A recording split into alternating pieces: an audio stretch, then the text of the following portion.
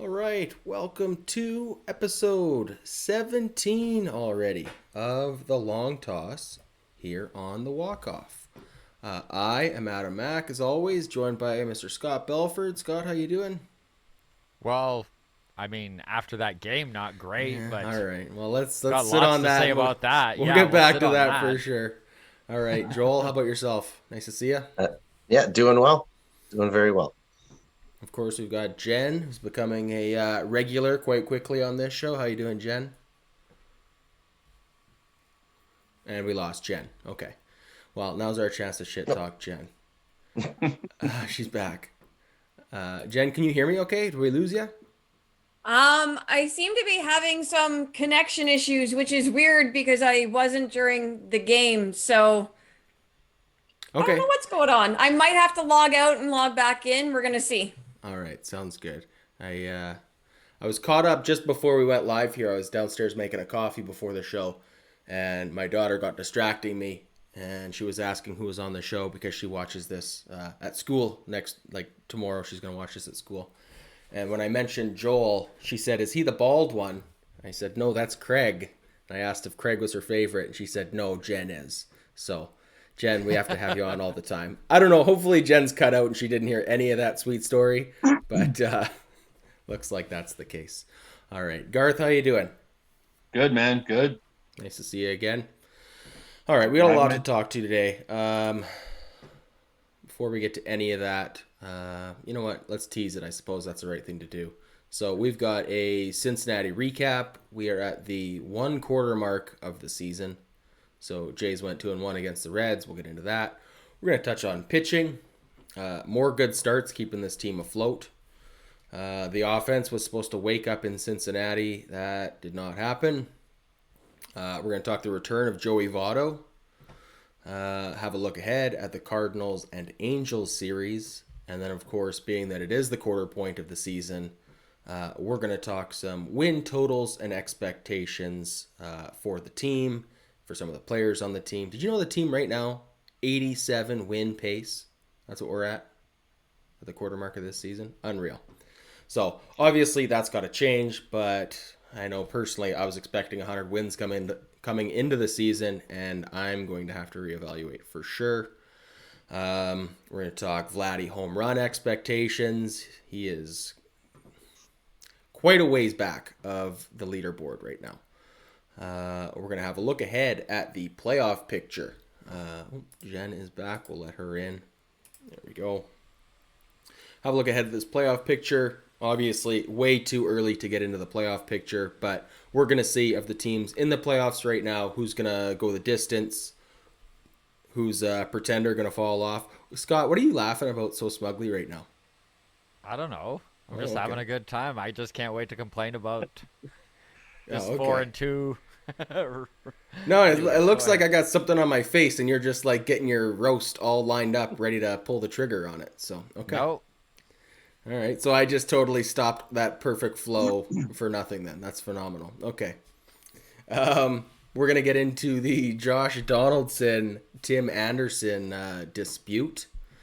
And then while we're on the topic of the Yankees, the Bronx Bombers continue to bomb despite baseballs being broken. So we'll see what's going on there. And then lastly, the Orioles called up the number one prospect in all of baseball, Adley Rutschman, catching prospect for the Orioles. So that means Moreno is officially the best catcher not in the major leagues. So we're going to talk about Gabriel Moreno a bit as well. That's what's on the agenda for today. Let's shout out to our Patreon before we get going. So Michael, Sarah, John, Simon, Rashid, Joshua, Jeremy, and Ian. We reviewed Moneyball this week. It will be out this week. We reviewed it last week. Special guest, Hey Kami, joined us for that one. The Billy Bean of Moneyball reviews, if you will. So it was great. It was a good time.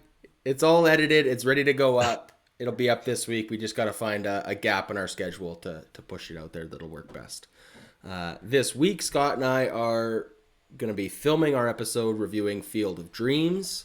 So that's something to look forward to, and we're going to hopefully get all caught back up. I know we're a bit behind on the Patreon movie reviews. Patreon, $4 a month. You can support us there, patreon.com/the Walkoff Podcast. All of our movie reviews, Bull Durham, Major League, Mr. Baseball, A League of Their Own, disappeared, but we did do it, I swear. Moneyball, and now Field of Dreams. Those are all up in our Patreon, as well as pre-show behind the scenes if you want to see Scott and I fuck around and talk Canadian stand-up comedy in the business of business. That is the place to be. $4 a month. Thank you very much. Discord is open. As always, free for everybody. So come on into our Discord, chat more, get your comments in there. If you are watching this live, this is Sunday night, May 22nd. We're going to try adding Jen for a third time from her phone. We'll see how this goes. If you're watching this live Sunday night, get your comments in the live chat, and we'll try to get to as many of them as we can. I know Scott and myself are in the middle of a heated battle of Alberta between the Flames and the Oilers. Can you guess which team Scott is cheering for by the hat? Maybe if you're watching this live, you can get some suggestions in. Scott and I are trying to figure out a gentlemanly bet between the Oilers and Flames. So we don't want tattoos. We don't want to shave our beards. We're not going to swap our wives. Otherwise, get your ideas in, and we'll see. Maybe we'll get to some of those by the end of the show. But I think by the mailbag on Tuesday, we will have some definitive answers for this playful, friendly wager here. Okay, last but not least, we are presented by Team Oh My. Out Hustle My Yesterday is a presenting sponsor for the long toss. So big shout out to Duncan. We've been trying to have Duncan back on the show. Obviously, he's a Phillies fan. We'll get into some Phillies talk with him eventually. But big shout out to him for supporting the show, making this happen. We appreciate all the cash he's throwing our way. Now we're rich. We don't have anything else to worry about except Blue Jays and Blue Jays related issues. So this is great. All right. That is all of the fun stuff out of the way. Scott, you're still smiling. I don't know why. The Blue Jays just lost a tough one to the Reds today. Let's start there. We went 2-1 against the Mariners. We went 2-1 against the Reds. Go, Scott. Let us know what the fuck happened today. 7 runs. They scored 7 runs in a series against the Cincinnati Reds. I don't know. I think Garth even put it on Twitter. I've never felt so like downtrodden about a 4-2 homestand. Like it's just going into this homestand, I was like, maybe the bats actually wake up. Even if they don't wake up, they're at least gonna gain some confidence because they're not facing Yankees pitching. They're not facing, like a meat grinder of a schedule. It's the Mariners and the Reds. They should be better just because they're playing worse teams. And then you win 3-1, you win 2-1. Like the pitching is the only reason this team is still in it. It's just getting frustrating. I don't know. Jen, was it nice seeing Joey Votto? It was. First of all, can you guys hear me? We can hear you just fine. Okay, amazing. This reminds me of teaching online from home because just same experience. It was great to see Joey Votto. I'm a huge fan, as are many, Canadian baseball fans and just Major League Baseball fans. But yeah, as to Scott's point, they scored 7 runs off of the Cincinnati Reds. The Reds pitchers, by the way, they're last in MLB in FWAR. They have a 0.3 FWAR, their pitching staff. Like, how? Right? A combined pitching staff, and that's where they're at. They've given up more home runs per 9 innings. They have the highest ERA in Major League Baseball. This is the pitching staff that the Jays were facing, and the most they could put up was 7 runs. And they got out hit today, for which I won money on, by the way. Just betting against the Blue Jays. Wild, Jen. What can I say? Smart money. I don't Following even the trends, yeah. I don't even bet, to be completely honest. I had bet credits, 250 of them. I bet it all on the Reds getting more hits than the Blue Jays today. That's so sad. So I can cash out with something like $387, just an FYI. Very good. So not a bad bet, but bad for the Blue Jays. It's really difficult to watch this offense right now. It sure is. Well, speaking of cashing out with roughly 300 and change, Joey Votto, is he ready to cash out with roughly 300 batting average? No, he'll play it out. You think he's gonna play it out now? Yeah. Of course, the So 45. he's still hitting 299.5, so it still rounds up to 300. Yeah, he's still His last tightroping at in bat, that if he ends magical- it today, would be a home run in Toronto. Oh, dude. Oh, no. Are you like This is that the would be- storybook ending today. That is right? no, it totally is the storybook ending. Oh man, now to think about it like that, he had extra base hits in 3 straight games, so he hadn't had an extra base hit. I think he had 1 all season, Okay. and then in 3 straight games he had an extra base hit. So it's like, okay, so he's like, at least the little Joey Votto's reappearing there, wins a game, like makes me just see like what we can say the bats. Because the bats literally refer to this singular entity that all swing at the same pitch and miss the same pitch low and away. They're like the right-handed heaviness is literally everyone's failure. And it's this unified, the bats. Like I see this, I see all of them combined making the same mistake. And then you see Joey, a lefty, just get on top of one, jerk it, and win a game. You're like, I could go for one of those. Oh, I yeah. could go for a lefty swing on this team. Garth, what do you think? How you feeling after this series? Well, I mean, if you looked anywhere on my Twitter, not happy. With That's the being series. optimistic. Yeah. I put down a couple of bullet points. Like I'm not going to hammer on the runner in scoring position thing because that's just low hanging fruit. We see it. We're batting under 200 with runners in scoring position. Don't need to talk about it anymore. But like we had 4 outs on the base paths against the Reds, and when you're not scoring runs, you cannot give up free outs to the worst team in the league. Today, like, why was Collins in the lineup? Like, if we're gonna have Kirk DHing, have him DHing. If he's not behind the plate, he's DHing. And if Jansen isn't behind the plate, he's DHing. Why is Collins taking at bats away from Kirk?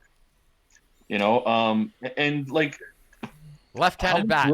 I mean that's the answer, right? It's not a good answer, but that's it, right? Like that's the only reason Collins is still it's getting little action. decisions like this that are just frustrating as a fan to watch. Like we don't know what's going on in the clubhouse. We don't know who has like aches and pains and stuff like that.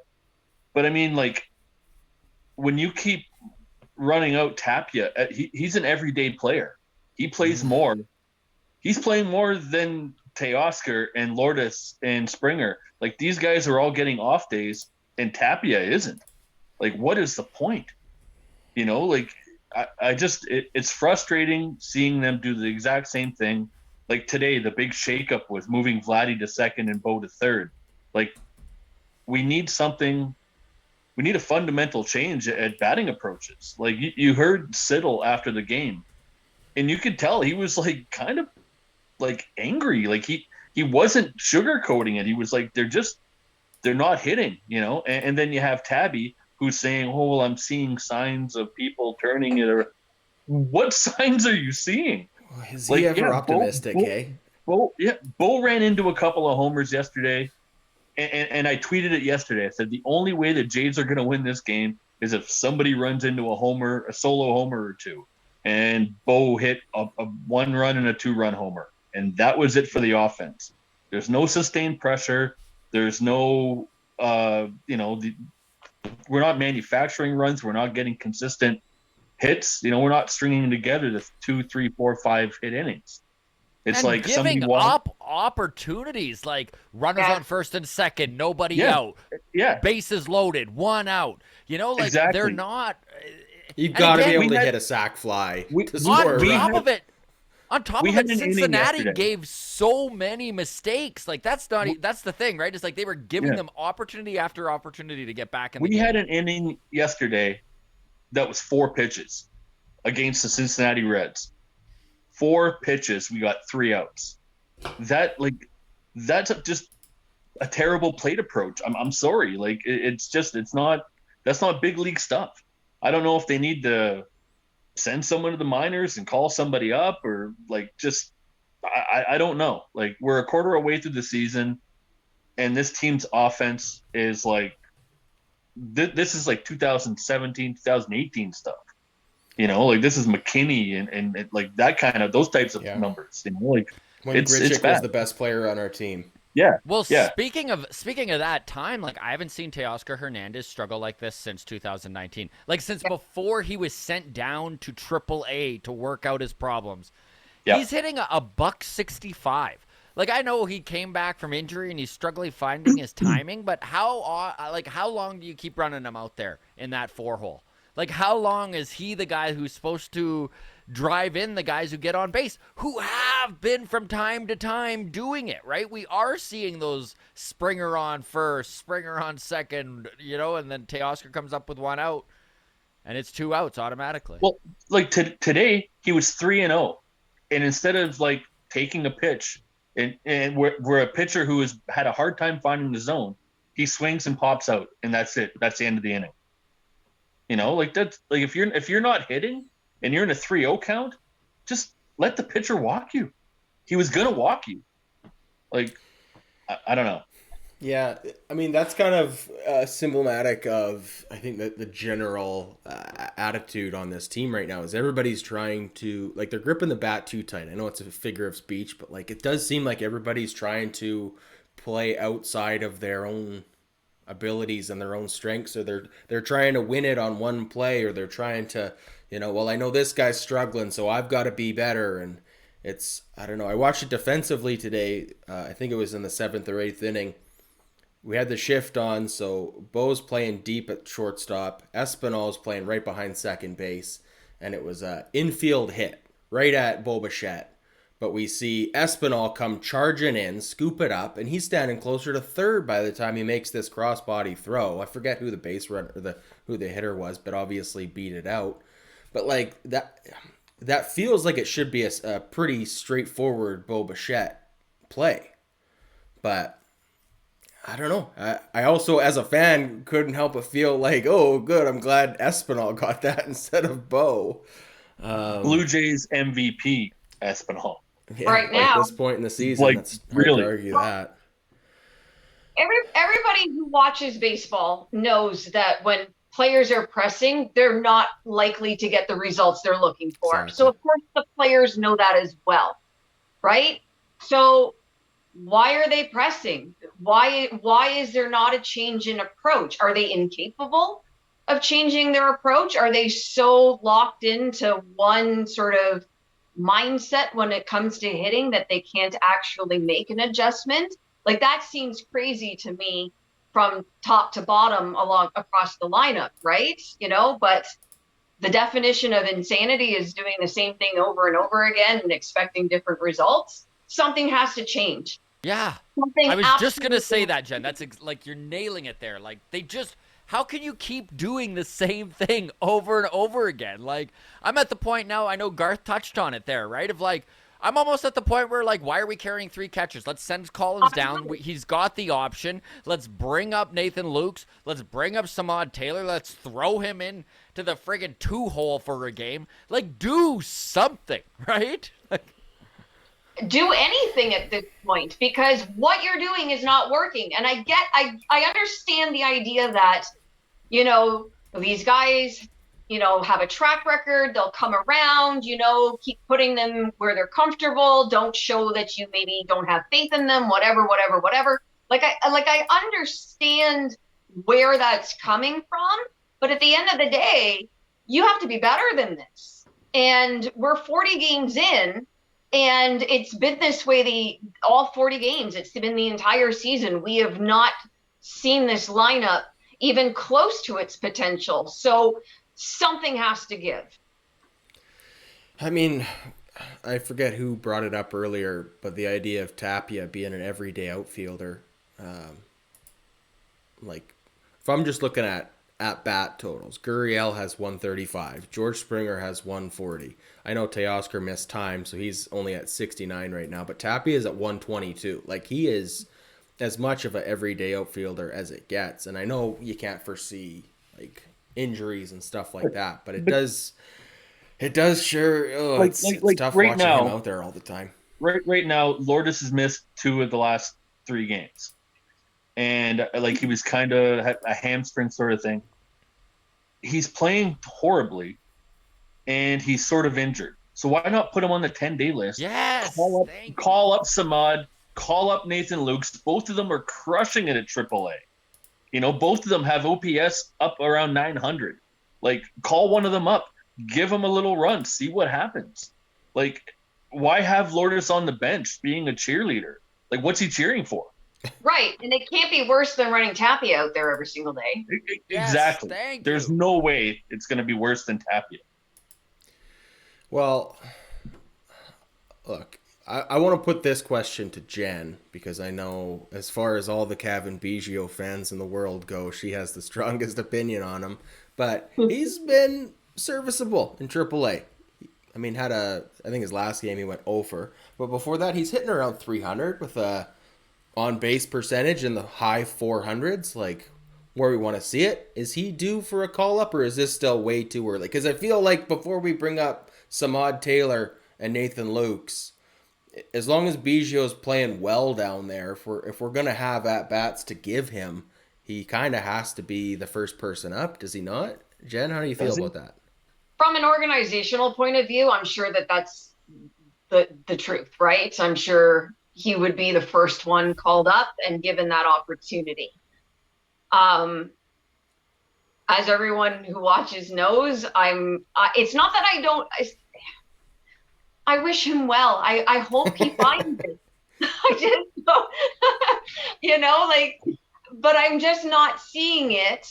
And I wasn't seeing it, especially at the beginning of the season, thinking that this lineup was going to rake, and he really did not have a role for him in it whatsoever.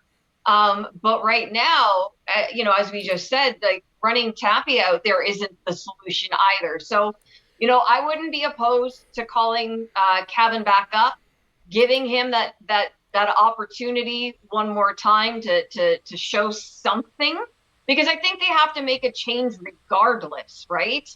So, figure something out. But man, if he can't put it together in a week or two, like that to me, that's the end of that experiment. Yeah. And I don't want to see Kevin Biggio get called up unless he's going to get you have to get regular playing time. Yes, absolutely. Like, there's no like, look at a Vinny Capra right now, who I think is the simplest comparison to any of these other AAA guys that we're going to bring up. Like, he's just, I don't know what Vinny Capra's doing on our team right now. Like, what is Getting thrown out in second. What's that? Yeah, getting thrown out in second.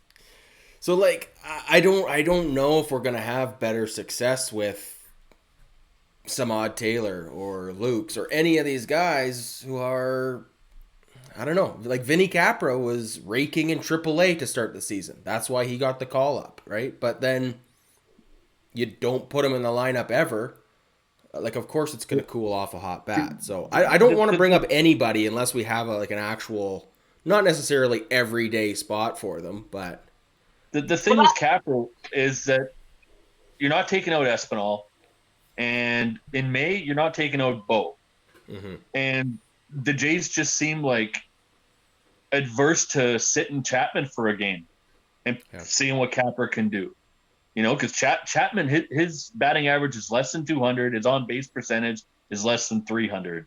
He's not hitting. So why not give Capra a chance? But the Jays just seem adverse to change. They built the line, right? Sorry, Scott. They built the lineup a certain way, and I think that they've they're they're so committed to what they've done there. And on paper, it certainly looks good. A lot of it looks real good. But on the field right now, it certainly does not. So at some point, they have to divorce themselves from that lineup construction. Whether it be in terms of calling someone up, sending someone down, shaking up the lineup entirely, changing the approach. I don't even know, but it's ugly, right? It's ugly. Something has.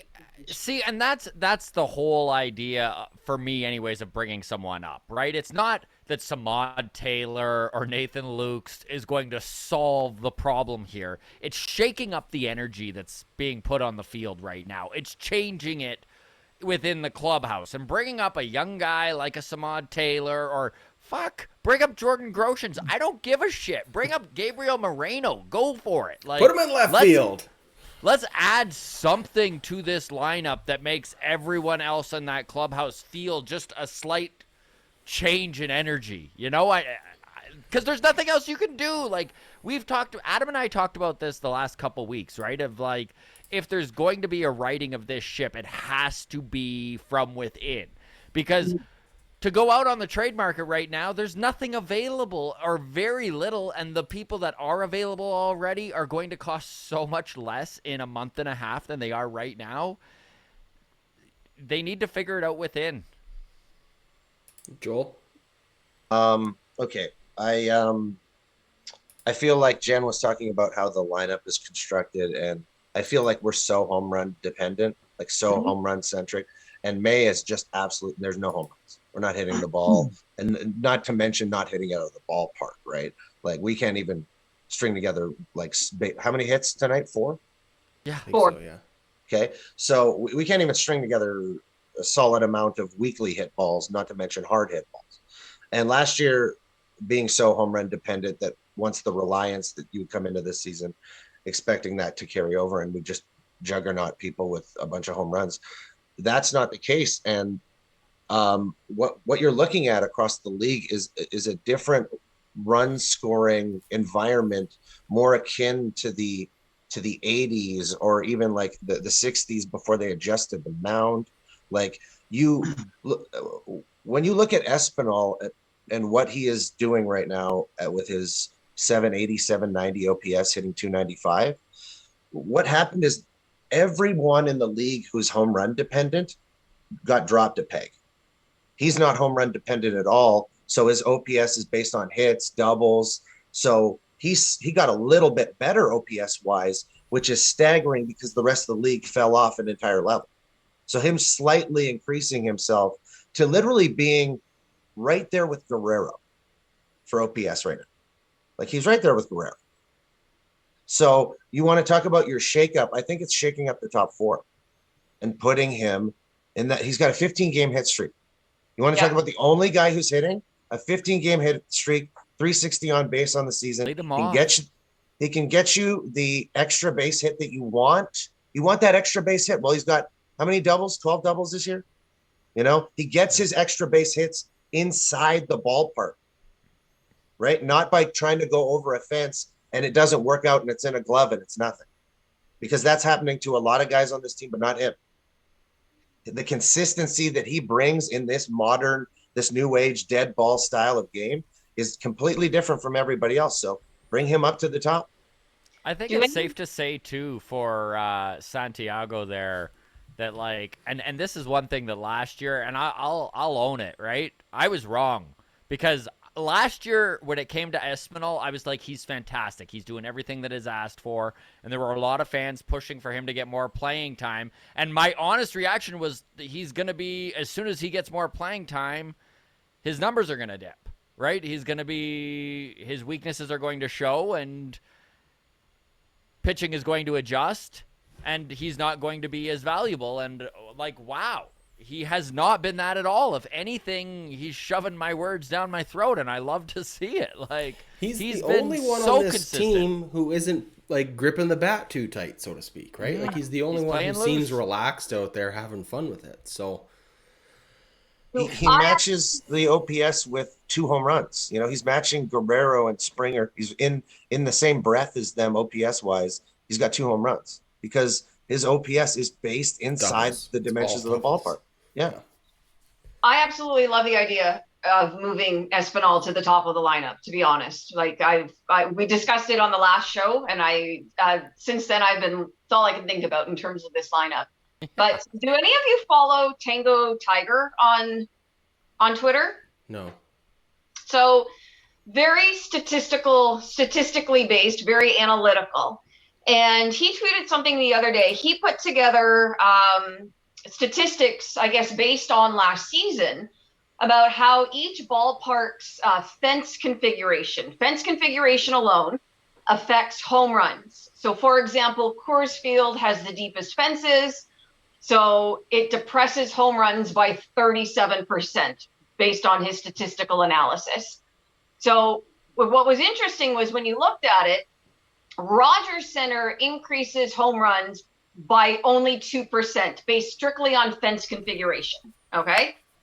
But because of last year, on that list was also TD Ballpark and Salem Field. TD Ballpark increases home runs by 25% and Salem Field by 26%. Interesting. So, really interesting because that certainly accounts for some of the offensive success, some of the home runs that we saw from this team last year, right? So now they're playing all of their home games back at Rogers Center, which is not as hitter friendly as those 2 ballparks, plus the deadened balls, plus the fact that they're just a home run happy lineup. Combine it all together, and this is what we're seeing. Okay, so a lot to dissect there.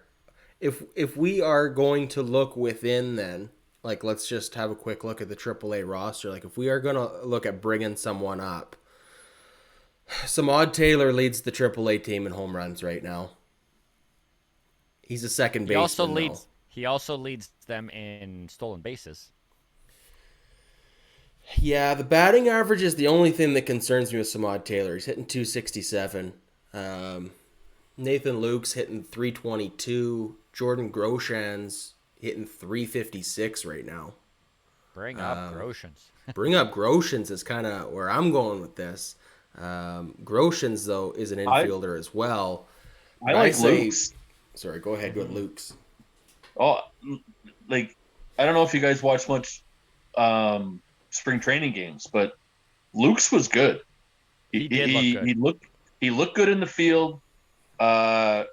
Like I watched a couple games, and it was kind of like, should we bring Malik Smith or should we bring Nathan Lukes? And like Malik Smith ran terrible routes on some balls hit his way, but Nathan Lukes was rock solid in center field. He was great, and he's still raking. Like, you can't tell me that having Bradley Zimmer on your team puts you in a better position to win than having Nathan Lukes on your team. To play on that, I've the fact that we talk about protecting Guerrero so much, right? And putting Springer at the top is the same. It's generally the same bat right now. It's pretty much the same production. And so why doesn't he get the respect of Guerrero trying to protect that bat? Instead, it's Zimmer, it's Tapia in front of him. Every day it's Zimmer and Tapia, 9 spot. That's setting the table for Springer every single time. He feels so disconnected, especially when Bo goes 0 for 4 with 3 strikeouts. It feels like his production is off on an island all by itself in the 1 spot.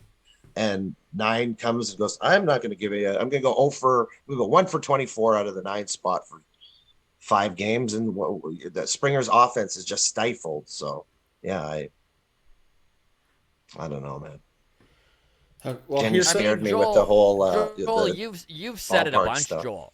Yeah? Like, you've said it a bunch, Joel. Like, I don't understand why they just don't stick Espinal in the leadoff spot. Move Springer to second, Vladdy in third, Bo hits fourth. Like, lengthen this lineup.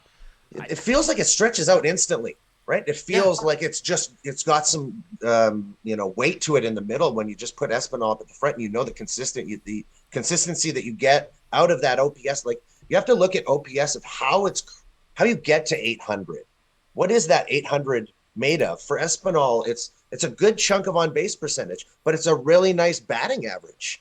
And the slugging is, like I said, it's within the ballpark. So how lineups are constructed right now are so analytical and you look at OPS plus and stuff like that. But like in a season like this, you almost have to go back to old school lineup construction and go, well, Espinal, that feels like a leadoff hitter.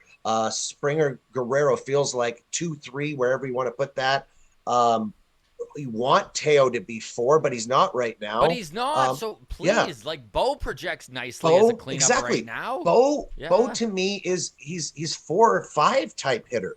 He's really all or nothing, and that to me screams like if Teo's on, Bo's in the 5 spot. If he strikes out a bunch or if he hits 2 home runs, that feels like an old school number 5 hitter to me. And Lourdes running well with a 280 on batting average, hitting line drives. It's not happening right now, but ideally you see those spots pushed down a little bit by a classic leadoff style hitter who could steal an occasional base. He gets on base, he hits base hits. So you have to reset your mind to how you construct the lineup, not just go, put the 850 in the number 1 spot. Acuna, he hits 1. Like, no, I don't think that's the season right now. You have to construct it more old school. It's so funny to me that this team went 4-2 on this homestand, and all of us are like, "This is the worst," and it is. Like, it's just like, how is this happening? It is 2-1. Dirty 4-2. All right, let's move off of this batting lineup here and talk a little bit of highlights. Some reason to be optimistic. The pitching has been great. Again, Manoa went 8 innings yesterday. Is he ever impressing in year 2? I don't have a more eloquent word for it than that, but Manoa has taken every step forward at every step of the game. So happy there. Obviously, Ryu looked good for his 2nd start in a row. I mean, it was against the Reds. Kikuchi, a little bit of a rough start today in the 1st inning, but settled in nicely, sorted it out. I think he got 10 out in a row at some point today. This is the thing, too, is that I feel bad for the starting pitching because the truth is, giving up 2 runs in the 1st inning, most teams just shrug that off. No big deal. We have 8 more innings to go. But this team is putting so many zeros up on the batting card. It's just like as soon as they're down by 2, it's like, well, we only win by 2 runs, so it's over. Like, well, I wrote that down for this lineup or any good lineup. 2 runs should not be insurmountable, right? Like okay, Kikuchi did not have a good 1st inning, but he bounced back from that, and so it should have been enough for this particular offense to beat up on the Reds, but they didn't in any of the games, right? So I don't know. But it is, back to the fact that we're supposed to be talking about positives here. The pitching, thankfully has been absolutely coming through for this team, right? Like they would not have this record. We all know they would not have this record without the pitching staff. Manoa, all credit to him. No sign of a sophomore slump whatsoever. In fact, he's just getting better. And that's beautiful to see. The fact that he was, fighting to go out and finish that game yesterday, right? Like he should have been allowed to, right? Everyone here thinks, right? 83 pitches. I didn't see the game because I was in the dark. So I had no power, but from what I've heard, he should have maybe been afforded that opportunity. Ryu gave up hard contact, but he pitched around it, and again, put his team in a position to win. The hard contact is concerning if you look at his Baseball Savant page, but again, he pitched around it, so good for him. And Kikuchi again today gave them an opportunity to win, and it's the offense, right? So, but kudos to the pitching, and also good to see Romano back. Yep, big time. They put up a graph today where was it the last 8 games our starter ERA is $1.70, Yeah. something like that. And so I feel like that's why the 4-2, the kind of instant consistent record feels really, really bad, because the night in, night out ace-like performances that we're seeing that should just go along with wins. Just that should go along with the win. That should be a guaranteed win. And you're like, oh, we're winning about 60% of them. And you're like, when you put up $1.70 ERA over an 8-9 game span, and what I was going to say about Manoa was like, at what point remember Felix Hernandez in Seattle, how he had King's Court whenever there was that game Felix, that he would pitch? Yeah. And you would have that entire section that was all filled up with they were all dressed the same. Like that's coming for Manoa. Like his starts this year, like last year, it was the Simeon and Vladdy and Bo offense show, just smacking balls. This year, the reason that you come to watch the Blue Jays, the number one draw is an Alec Manoa pitching performance.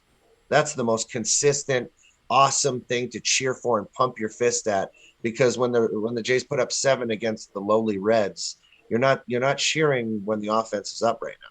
All the cheers are coming from that pitching staff. The way you said that too, put up 7 against the Reds, it just feels like you're talking about one game, not 3. Doesn't it? Oh, gross. I will agree with Joel, and I will put it like this. Joel, Scott, and I are all West Coast guys. If the Blue Jays come to Seattle, which they always do, and we're looking ahead, and let's just say we can only make it to one of those 3 games in Seattle, I'm for sure going to prioritize the Alec Manoa start over any other game in that series. Am I alone in that, or Scott? Joel, how do you feel about that? And if then you can only go to one game in Seattle. Your argument would be like, well, when's Gausman pitching? It would be a pitcher. It would be, your argument would to go to another pitcher. It's like all the. But I'd still rather see Manoa pitch than Gausman. Oh yes, it's true. But I'm just saying the draw of the team is the pitching staff. And Vladdy's going to hit in every single game. Yeah, it's not quite a perfect analogy, but I do want to highlight some Alec Manoa stats here. I'd go to all 3 games. Okay, well, not all of us are full-time comedians, Scott. So Alec Manoa, just looking at the American League Cy Young race right now, Alec Manoa second in the American League in ERA, behind only Justin Verlander. Some of you may have heard of him. I thought he was third. No, second after yesterday's start. Oh, I thought Pablo Lopez was still ahead of him. Okay, sorry. Not on the list I'm looking at. This is just American League. I don't know.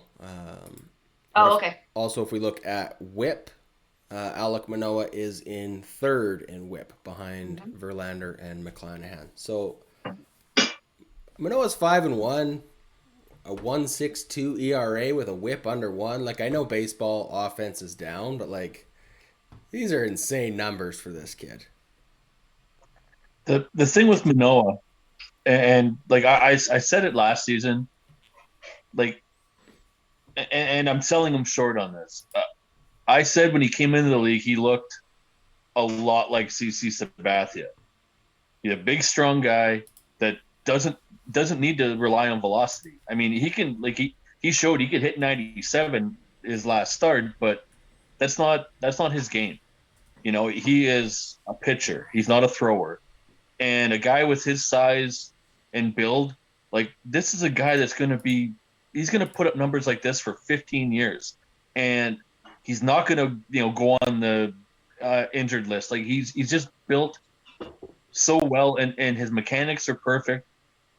And, like, we don't really understand how amazing it is that he pitched 35 minor league innings. 35. He's pitched way more in the majors than he has in the minors. And the situation he got called up to last season was a shit show. Absolute shit. Like, our rotation was falling apart when he got called up because we literally had no one else. And he just steps in and just like, you know what? Fuck it. I'm going to be the ace. I'm going to put my stamp on this team. I'm going to be the best pitcher this team has. And, like, he came into this season, and I'm like, can he do that again? He's better. Like, and he has this attitude where it's just like, okay, I don't give a shit. My team's only going to score 2 runs. I'm only going to let up 1 run, and that's just the way he has this chip on his shoulder. That's just amazing, and it draws fans in, man. Toronto loves this guy. Even Loves the him. fire he showed after getting Yeah. pulled yesterday was so man. beautiful. He He was straight up yelling at He Pete. looked like he No, wanted Pete. to take a swing No. at Charlie. Yeah. Like, he literally looked like he wanted to take a swing at Charlie. He was so upset. Yeah. And it's like, man, like, how could you not want that from your ace? I mean, and he is. He's Gosman, like, him and Manoa are like 1A, 1B. Like, they're just, he's going to be a fan favorite for a long time. And I'm not one for saying, oh, we should sign a pitcher long term, because, like, how many of those contracts work out? But this dude, lock him up, man. Lock him up. Yeah. Yeah, Yeah, Manoa has every characteristic you want out of your stud pitching staff for sure. The poise is incredible, and the fact that he can be the big emotional guy, but then be on the bench 4 minutes later laughing with the hitters, and that play that he made, runner bases loaded, where he took the double play and he turned a quick fire to third base. Like, Yeah. he wasn't even looking to see where the runner was. He just knows, I make this play and I throw a dart there, I get him. And the guy was way off third base. And then he just comes in, just pumping his glove after he does it. And no, and the comparables to Sabathia, or like a Lance Lynn, this big body type guy. And Garth, you're completely right, because it's so much pitching, whereas you see we saw Hunter Green with a 101, but Manoa makes 94 look as good as the 101. Mm-hmm. And Well, he can put it wherever he wants. Yeah, it's like they talked about Pete Walker, the Pete Walker effect, and how Robbie Ray's suffering in Seattle, and Steve Matz isn't the same in St. Louis. And Pete's always had these outside pieces to work over later in their career, but we've never seen that pitcher raise up right from the beginning under his tutelage. And That's a great point, man. The Pete Walker seed that begins under his tutelage from the very beginning seems like it's. Have we seen anything like it? We have to talk about the greatest pitchers in Jay's history to bring up comparables, I think, right? Even watching him get that big strikeout in the 6th inning yesterday with a 97, like he'd been touching 94, 95 the whole game, and then 80 pitches in, hits 97, probably the hardest throwing fastball of the game for him. Like, you love to see that kind of bulldog mentality in a guy, right? Where it's like, okay, I'm at the end of my rope. Like, let's, he wasn't at 80 pitches in the 6th. He was like at 60, but nonetheless, like he bared down and got that big strikeout. It was just a beautiful thing to see. I feel like when you say bulldog, he's still put on that young pitcher leash, where in 2 years, you're going to see another inning in these games. Mm-hmm. You're going to see another 4 outs, 5 outs, him taking complete games, because there's a lot of time where he's pulled, and I'm like, it's just because it's his second season and they want him to throw 160, 180 innings. He's still on that young guy. Don't let him throw 200 right off the bat. But once he's 2 years from now, when that's not on him, and he's throwing 220 innings a year, like, I think that's something that you should expect for him for a long time. He's just built to do it. He's just built to pitch. Yeah. I mean, unless anybody has anything else they want to add to this Alec Manoa high five circle here, I just want to bring a little bit of attention, and I'm sure everyone here is already familiar with the kid, but the next great potential pitching prospect that the Jays have, Ricky Teitemann, drafted last year, 6'4", 220 pounds, like big frame. He's only 19 years old. I think this is his age 20 season. Just got promoted to High A in Vancouver. This is a kid who I think, if you're not familiar with him already, like, you've got to get familiar with him. I can see him skipping Double A altogether next year. Like if he continues to dominate, he could be on a meteoric rise through the Jays organization. Right now, he is the number 6 prospect for the Blue Jays, the number 1 pitching prospect. He's already touching 98. He was touching, I think, 94, 95 when we drafted him, and then came through spring training with extra velo, and he is looking fucking awesome. There's The a thing couple with of him young is- prospects that, like a couple of young pitchers that are looking really good, like 20-year-old guys. The thing with Ricky though is he has serious swing and miss stuff. Mm-hmm. He is not a pitch to contact pitcher. No. Like he will come in and mow down like 14 guys. Yeah. Like he has No, legit. He's good. Like he has Yeah. legit nasty miss the bat sort of pitching, and we haven't had a guy like that in a while. You know, a guy that can just like, oh, you need me to like. I walk the bases loaded. Well, big deal. I'll just strike out the next 3 guys. Like that's the kind of stuff this guy has. Joel? To play on that, Garth talked about how Manoa had a handful of innings coming into Major League Baseball. The way that young pitchers are groomed nowadays, they're high school pitchers, guys in NCAA ball, like hitting 105. Like the way that these young pitchers are groomed now, and the schooling and the teaching, and we even like when we had Anthony Telford on the show, and just getting in that glimpse of inside a pitching coach's head and how much mechanics and teaching can go on in an off season, and how quickly you can take and harness that amazing ability that pitchers have and drive line and all that stuff. Now you see young arms just come and dominate hitters, just come in and they have it.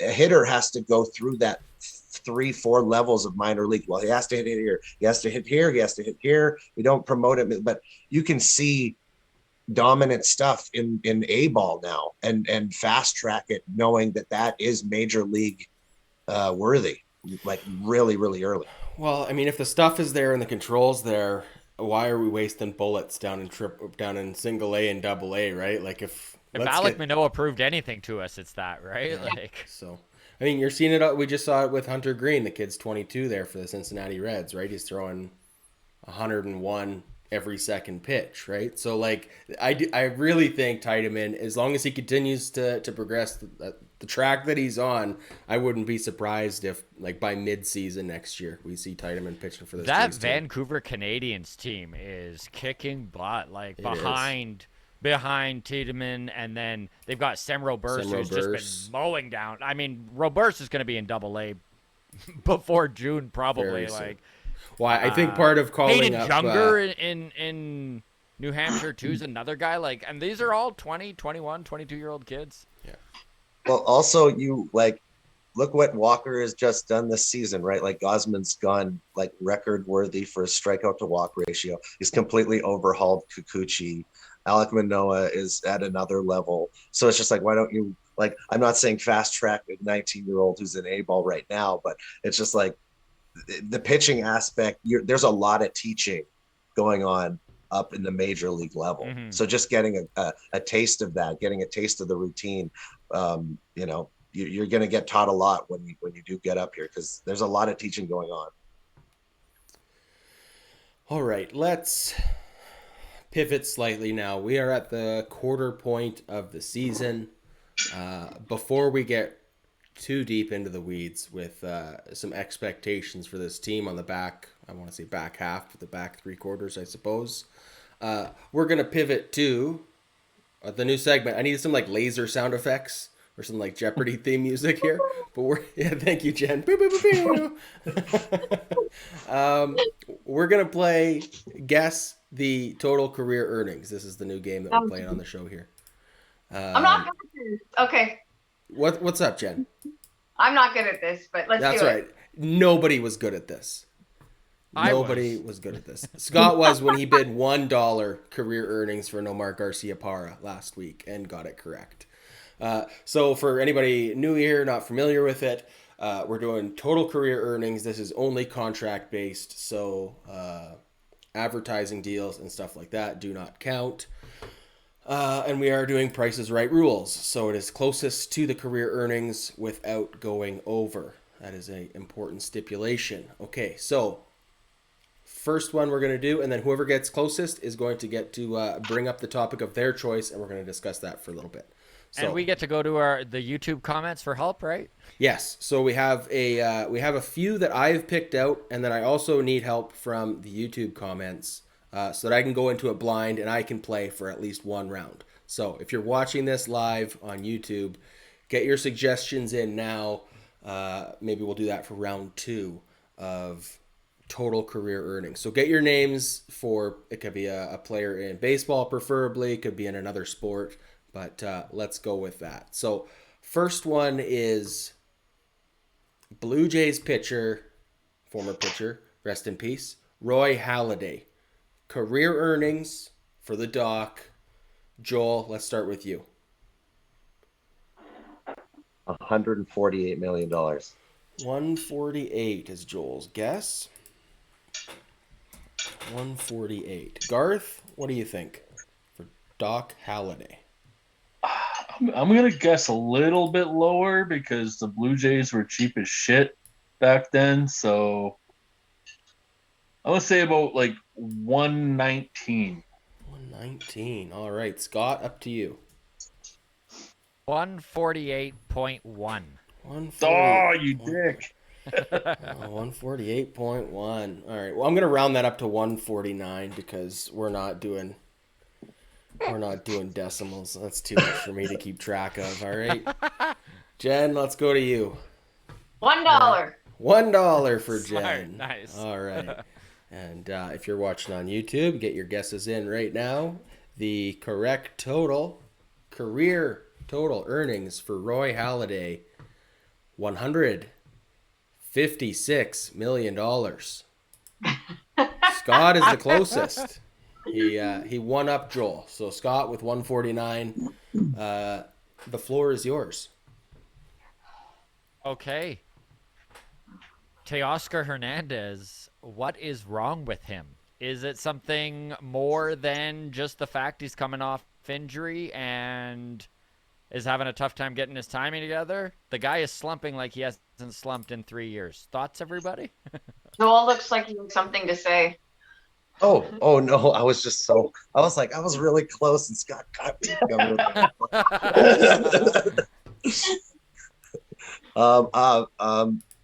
I feel like on Teoscar, I feel like I'm seeing almost the worst versions of all the hitters. You know, like Vladdy feels like he's 790 Vladdy from the first 2 seasons again, and Lourdes is the streaky hitter, but only the bad side of the streakiness now. It's like Bo's aggressiveness seems to be biting him in the ass. You know, it seems to be like I'm seeing the worst versions of everybody, except for Espinal. Yeah, I don't know. I'm not satisfied with what we're getting out of Teoscar, but I don't know what the right answer is there. I mean, it just feels like something we have to just grind through, get to the other side, right? Like, as long as he's healthy, he's in the lineup. Yeah. I don't know. I haven't noticed anything that stands out in terms of, batting stance or anything like that. If there's something that's just, some tweak that needs to be made versus what he used to be doing, I'm not really sure either. I hope it's a timing thing. He's been a streaky hitter in the past. It would be, I don't know, surprising if the IL stint put him back into that mode, given what he was doing, right? So I really don't know. Well, he had the same injury last year, and he came back and didn't miss a beat. No, he didn't. He had an oblique injury last year, came back, and just kept raking. So I don't think it's the injury thing. Like, I know they say hitting's contagious, and I mean, that sounds like bullshit, but man, when everyone's hitting on the team, everyone hitting on the team. And why can't it just be the opposite? Like, I don't know. Maybe it's just a matter of the IL stint, so getting back his timing, plus the fact that the rest of the lineup isn't hitting either. So maybe he's trying to get back his timing while also pressing. Yeah. Well, I mean, he knows the team needs to score runs, and if you have like Springer on second and Vlad at first, and like he knows that like, and it's 2 out. It's almost always 2 out when he's hitting. Like, what can you do? Like he's trying to just clobber the ball, and it's not working for him. Right. I mean, he hit over 300 last year. Like, it wasn't all power. Like he did know how to hit a single now and again last year. So I don't know, man. I mean, as far as Pat Tabler's concerned, the most important eyeball test is what a guy looks like when he's taking a pitch. And by all accounts, Teoscar is back because he takes a pitch really well. So, well, he made a comment today that at the end of the game where he was like, "Well, I don't know what I would tell him. I just keep on swinging." And it's like, what? Like, what are we talking about? Just keep swinging. Like, that's all they're doing. And it's not hitting the ball. Like, there's plenty of swing. There's just no contact. So was it Pat Tabler who made that comment? Pat Tabler said that. Yeah, he's like, I don't know what I would say to Hernandez. Just keep on swinging. And it's like, man, I'm really glad he's in the booth and not a hitting coach. Yes. Well, yeah. The weird thing also about this low run scoring environment is that the last time the run scoring environment was this low, the league knew how to steal bases, bunt, hit to the opposite field, get one run across, get the sacrifice fly in, small ball, because the run scoring environment was so low. So you had to score one run at a time. You had to push one across. You had to do anything to be productive, even if you're outs. Like now you've got that same run scoring environment, but so many more strikeouts individually put upon the batters. They take on, back then you didn't have guys striking out 150 times a season. There was 1-2 guys in the league, like they were very much picked out as being huge strikeout guys. Now you got 4 guys on your team striking out 150 times, and that inconsistency of once again being home run dependent and not having the ability to squeeze one run across when you need to, it really makes for some kind of ugly baseball. It's the approach, right? It's like going to the YouTube comments here. I know New Brunswick, Canada guy says there are 2 smart hitters on the team right now, Springer and SB. That is it. And I think by smart hitters, he means 2 guys that are able to adjust with what? Yeah, good at math. They're able to adjust when the pitcher is adjusting to what they do well, right? And everyone else just continues to do the same thing over and over and over again. All right, let's go to round 2 now, and we're going to jump to the YouTube section for the next round. This is total career earnings of former Blue Jay and current Yankee Josh Donaldson. So thank you for that suggestion, Connor. All right, get your guesses written down. Get them in the YouTube chat as well. Play along if you like. We're going to start with Garth. Career total earnings for Josh Donaldson. I don't even really want to think about that guy today, but let's say, what did he make with the Twins? I'm going to say he's probably up around 130. I'm going to say 132. 132, all right. I'm up next. My guess was going to be 130, and then I started penciling in 131 just to outbid you. And then you went with 132, so I'm going 133. Oh. All right, Scott, up to you. Josh Donaldson. 134? I fucking hate your guts. You guys are jerks. Wow. Can I change it? Yeah, you can change it, sure. Okay, I'm going to go with 150. All right, 150. Jen's up next. What do you got for Josh Donaldson? Let's go 140. 140, okay. And Joel? I'll do the $1. $1. career okay. total earnings for Josh Donaldson. And the correct answer is dun, da, da, da, $132 million. Oh man! So you get that like $500 bonus? Yeah, you get the $500 bonus. That's Garth. amazing. Well done. You got it exactly right. So He did it. This is, $500. this is a highlight forever. This is going to live in infamy. All right, Garth. The floor is yours. All right. I was okay. I've posted 2 new articles on my blog this week. One about how shitty the Oakland A's owner is, and the other one was about how shitty sports gambling has become. But I got into a conversation with a guy on Twitter today, and I want to see what you guys think about it. You guys know who Ben Joyce is, pitcher for University of Tennessee. The guy he's on. Guy who throws 105. Guy who throws 105 all the time. Yeah. You know, he's pegged to go in the mid 80s in this year's draft. And the Jays have 2 extra picks in the 60s because the compensatory picks from the Semien and Robbie Ray deals. Okay. What do you guys think about like drafting a kid who throws 105 with movement and a just nasty slider, and draft him above like where he's supposed to go, even pay him a little more of a bonus, and you'll start his professional like clock immediately. I mean, draft him, sign him, he's in the Jays bullpen. Thoughts? Can I jump in first? Please. Yeah. When I said you got collegiate ball players throwing 105 at Ben Joyce, so I'm 100%. Yeah. I agree with you.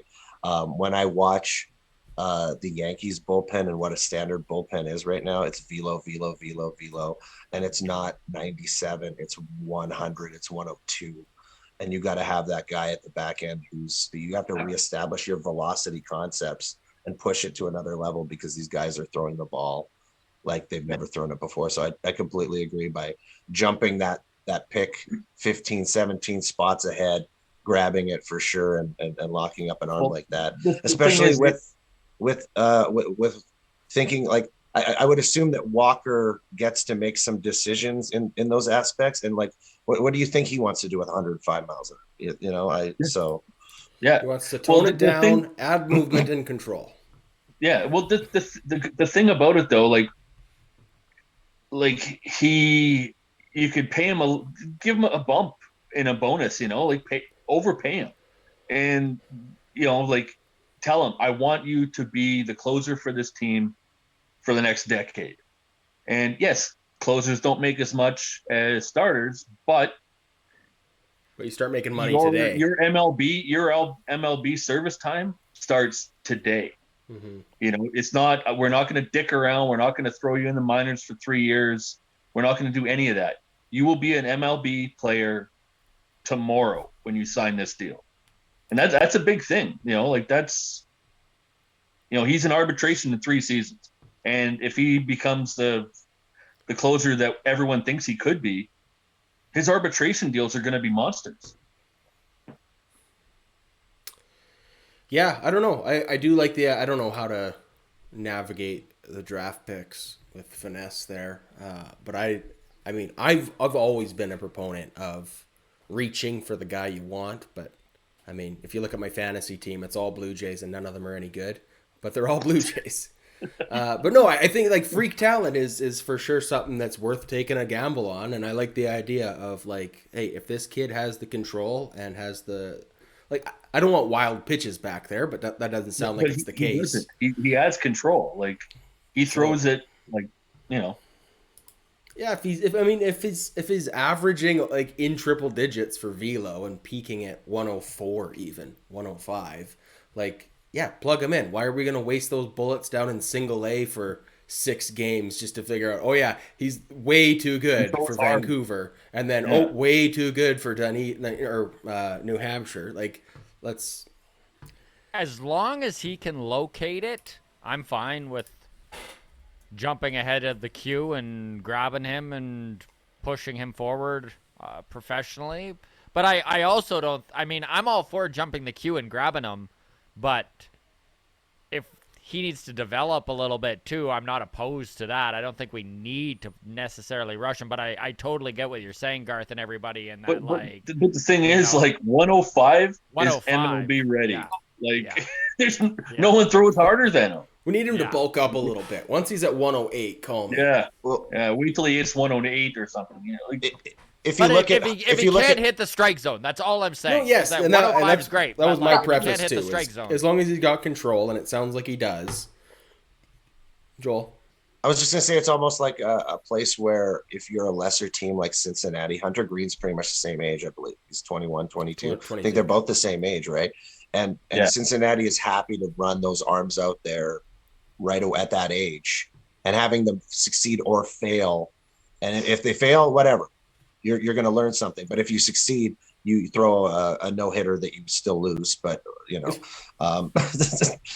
and you saw it. You saw like Hunter Green comes into the last 3-4 starts with a 7 ERA and looks like a total failure. Send him down to the minors. Then he's the last 2 or 3 starts, he's been absolutely electric, throwing, you know, nearly unhittable stuff because he's averaging. Didn't they say at some point he was averaging 101 on his fastball today? in his last 3 games. Right? Like that's DeGrom averages at the best of DeGrom, he's averaged 98.5. 101 to average out on your fastball? That's like Garth said, MLB ready velo. You can't.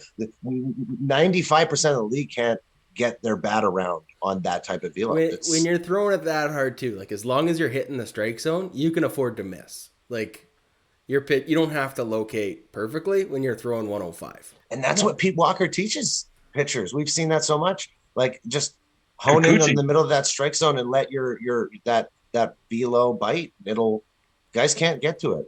This is an interesting stat here from the YouTube comments. Connor pipes up and says he has 10 walks, 46 strikeouts in 27.1 innings this year. So pretty dominant. So like almost 2 strikeouts per inning.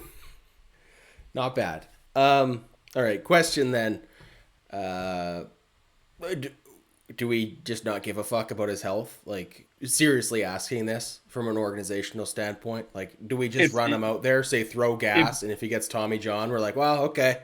Didn't really cost us anything. If you watch him pitch, he doesn't have, like, Tim Lincecum motion. Yeah. Like, his delivery is smooth. He's a big, strong dude who's been throwing hard for a while. And, like, his mechanics look great. They look like he doesn't look awkward when he's throwing 104. When it comes out of his hand, you're like, oh, that's 97. And then the radar gun shows, oh, shit, it's like 105. It is funny how, like, some people just, I mean, the way their, like, fast twitch muscle fiber is constructed differently from the next guy. And, like, I know Mike Tyson was a famous example. I don't know how many of you are familiar with boxing. But, like, he just was, like, physically built to punch harder than, like, anybody else ever has been, right? And it's just, like, sometimes it's just as simple as that. Everything else mechanically can be the same, but, like, where his bicep anchors onto his arm is, you know, a quarter of an inch further up the arm than the next guy, and it's just results in, like, a little extra leverage. And, like, maybe that's the case with a guy throwing 105, where it's just like, hey, his arms are just by chance built differently, and that's where the extra velo comes from. I don't know.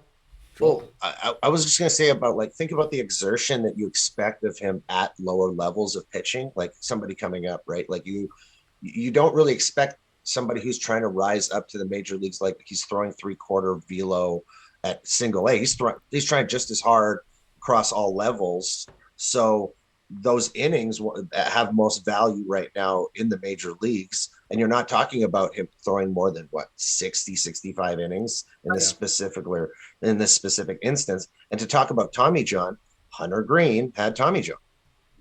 Everyone had Tommy John's. Yeah, and he's throwing the ball 100. Yeah. So it's just like, it's such a guaranteed surgery. Yeah. Totally cleaned up Verlander. And I don't think that's ever a risk. You know, you understand the time that you lose, but you don't ever worry about the consequences of what that will do to the pitcher. Okay, can someone educate me here? This is something that I've never quite grasped. The MLB does their draft mid-season, right? I think it's third week of July, around the 20th, 21st, somewhere in there. So hypothetically, if we draft someone on July 21st, does he have to finish out like a college season, or could we put him in the lineup on July 23rd? Yeah, he'll be done pitching in college. So as soon as we draft him, we can just put him out there, get him sized up for a jersey, and put him out there. Okay, very good. All right, next round of guess the total career earnings. This is a Battle of Alberta themed one. Wayne Gretzky career earnings, the great one. This is the greatest player in Edmonton Oilers history. Scott, I'm also going to give you a little heads up for the next round. You need to come up with the name of the all-time greatest Calgary Flame. Okay, it was easy to come up with Wayne Gretzky, but you're going to come up with the Calgary Flame. Okay. All right. So career earnings, Wayne Gretzky. Scott, let's start with you. 40 million. 40 million from Scott. All right. Jen, how about yourself? I don't pay any attention to NHL salaries at all. So 43. 43 from Jen. All right. Joel, what do you got? The great one. The greatest of all time in hockey. Joel. Oh, what are the two guesses? 40 and 43. 60? 60. 6-0. That seems really high. I'm locking it really in. high. Garth, what do you got? I know I gave you guys shit for this, but I'm saying 61. 61 from Garth. Sorry, Joel. All right. The correct I was only answer. 7 away the first one.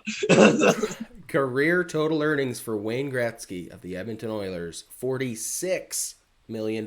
Jen was the closest, despite knowing nothing about hockey salaries. I went off of Scott. That was all Scott. Very, very good. All right, Jen, the floor is yours. Me winning is him losing, I think. All right, the floor is yours, Jen. Okay, I have two potential topics, so I'm just going to toss them both out there quickly. You talk about the one you want to, okay? Okay. The Athletic posted an article. Every writer from every team wrote about who they picked to be the team's most frustrating player. Okay. So Caitlin McGrath, who writes for the Athletic Toronto, she picked Matt Chapman. Do we or do we not agree? And if not, who would you pick? The other topic is, who are you offering to the Washington Nationals for Juan Soto? All right. Those are two good ones. Those are two very good ones. All right. First of all, for Juan Soto, everything but Bo and Vlad and Ricky Teitemann.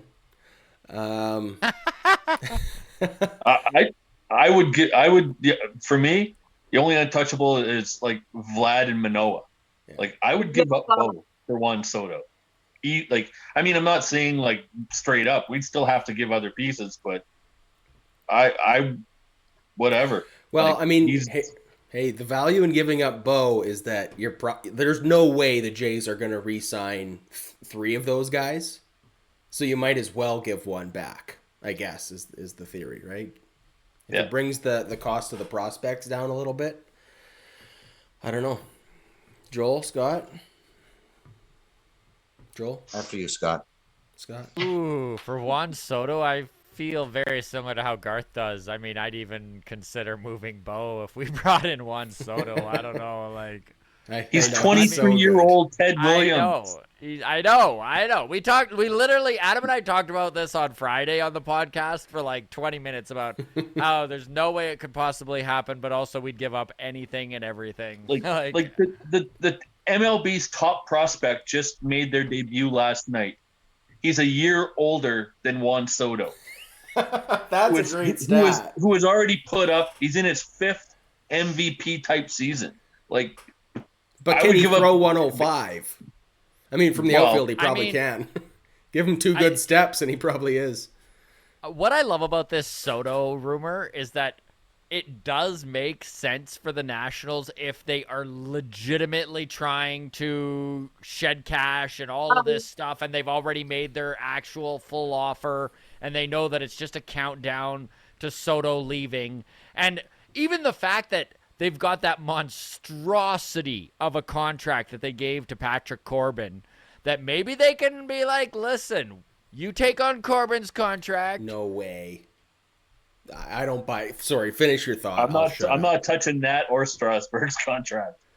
I'm not touching the contract, and I don't think the Nationals would worry as much about shedding, like, hey, if you take Corbin's cash off our books, you can give us fewer prospects in return. Like, I don't see that. No. I'm just saying that maybe on top of a monster deal, that's another thing the Nationals would demand that happens, right? Like, I'm not saying that the deal would be worth less. I just mean on top of all of the prospects and all of the players that would need to go in this deal, you might also need to take a $140 million Patrick Corbin contract with it.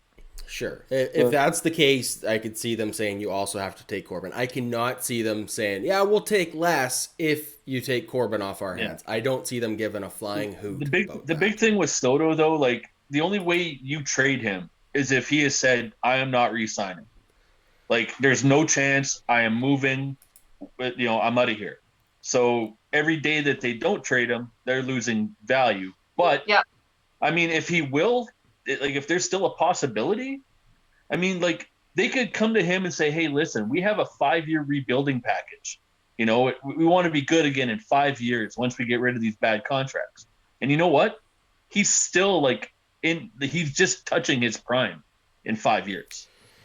I think Nationals, like, that team's up for sale. I think that the sale value of that franchise is worth way more with Soto on the team than with any number of elite prospects. I don't care how good the prospects are. If you're just a billionaire talking to another billionaire, the name value of Juan Soto and the trophy case that comes with him has way more dollars attached to it in terms of a sale of a franchise than, hey, this Ricky Teitemann kid sure can fucking throw, right? No, trust us. Orelvis Martinez is the real deal. Like, Juan Soto is going to get Patrick Mahomes money. Yes. Like, legit $500 million. And that's what he's getting. And that's the way that he can stay in Washington, right? If Elon Musk walks away from Twitter and goes, I'm going to buy the Nationals instead, he could back the truck up for Juan Soto, right? Yeah. Those players don't become available willy-nilly if you're a billionaire who wants to buy a franchise. So the last player of his caliber that got traded was Babe Ruth. Yeah. You just made Mookie Betts cry. I'm sorry. Whatever. All right. Let's get to one last round quickly of our game. Scott, do you have your Calgary Flame, greatest Calgary Flame of all time? Okay, so there are lots of potential answers here. Some fun ones that you may not know. Brett Hall, originally drafted by the Calgary Flames before being moved, right? Okay. Marty St. Louis was a Calgary Flame.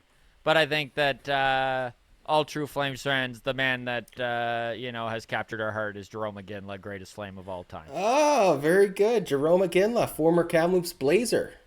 Yes. And he's just a better human being than Theo Fleury, who is my other option. So, Hawk and Lube. Oh, I love myself some Hawk and Lube, but probably not of all time. I wouldn't say. Right. I remember one thing about Hawk and Lube is that I remember watching Flames games with my parents when I was really young, and the fans would always, much like Milan Lucic, where they go Lou. They would do the same thing for him, Lube, and I'd be like, "Why are they booing him?" And they're like, "They're not." All right, let's start with Jen, reigning champion of NHL salary predictions. Jarome Iginla, total career earnings. What was Gretzky's total? Gretzky was $46 million. 38. 38 from Jen. All right, Scott. I'll go 50. 50 from Scott. All right, Joel, you're up. Jarome Iginla. I think more, like 100, 100. 100? 100 and 100. So 200 100. million from Joel. I'll go with 100. Okay, 100. And Garth, what do you got? What'd Scott say? 54? He said 50. 50? I'll say 51. 51 from Garth. Garth. I'm going to hop in with a cool $80 million. And then I'm going to stall while I punch it in. And Raul's going 45 on YouTube here. All right. Connor says 90 mil. The Yeah, correct he answer. made a lot.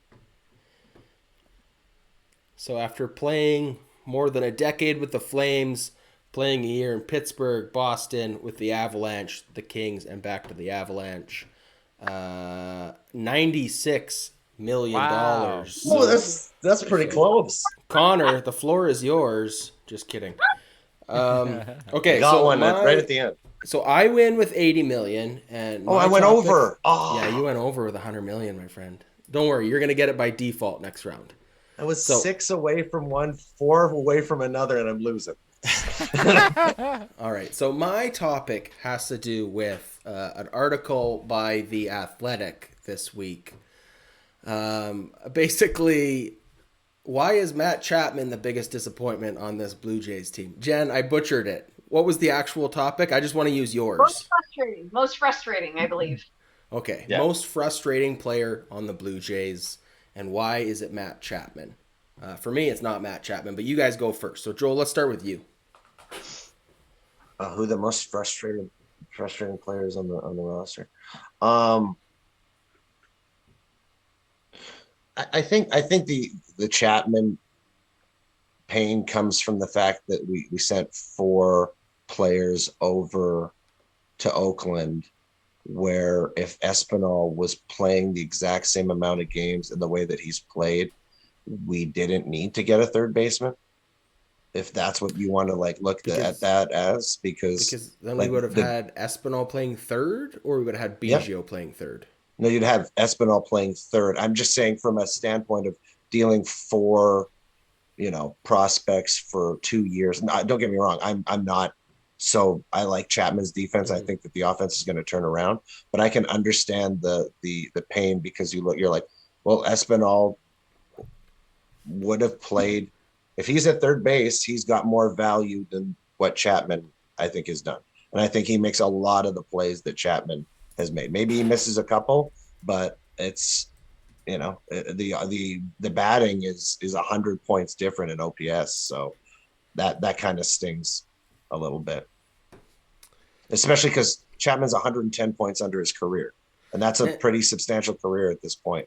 You did a lot of talking. I still don't know what your answer is. Is Matt Chapman your most frustrating Blue Jays player? Yeah, I think I'll back up the article saying I understand why Chapman is the most frustrating one.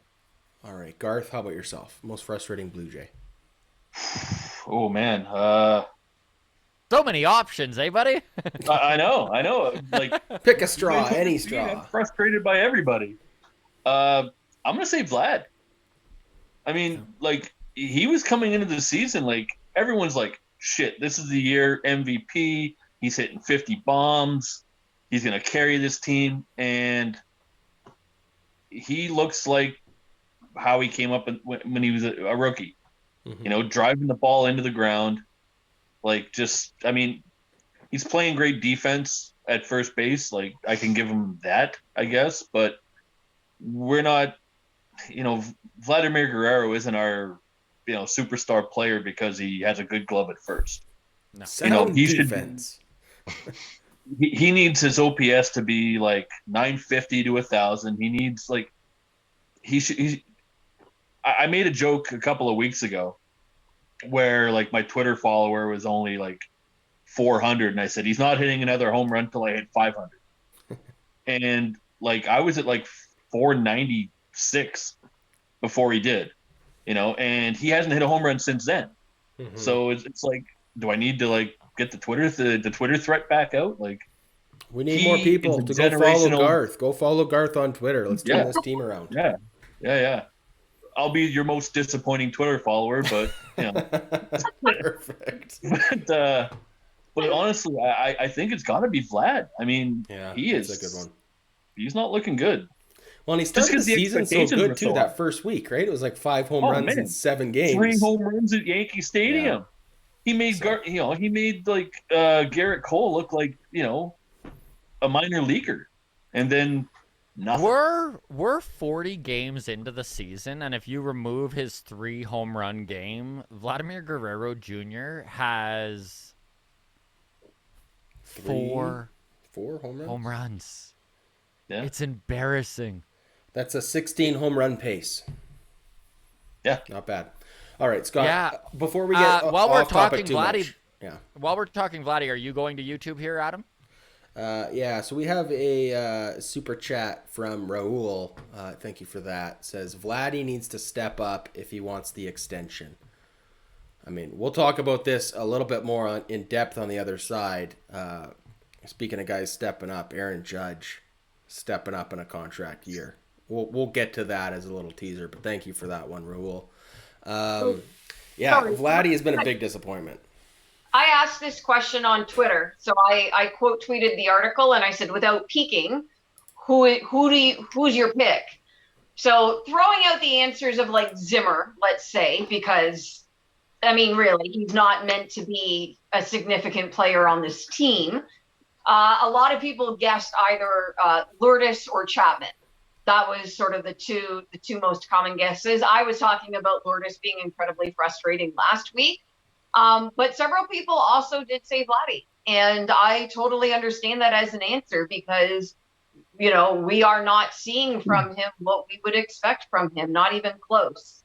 And so, even though he might still be like, the best player on this team or whatever, and you're not, completely disappointed in him, you're not getting what you expect to be getting. And that's frustrating, right? So it depends on how you define frustrating. No, for sure. And I think that's part of it too, right? Is after we watched last year, 2021, from Vladimir Guerrero Jr., second in MVP voting, 48 home runs, complete dominance in every offensive aspect of the game, OPS, on-base percentage, the way that he approached his at-bats at the plate. I mean, he was exceptional. And really, coming into 2022, you feel like the next big step for him was when the team was struggling to literally lift it and put it on his back. And that is a lot to ask of a 23-year-old. But that seemed like the next logical progression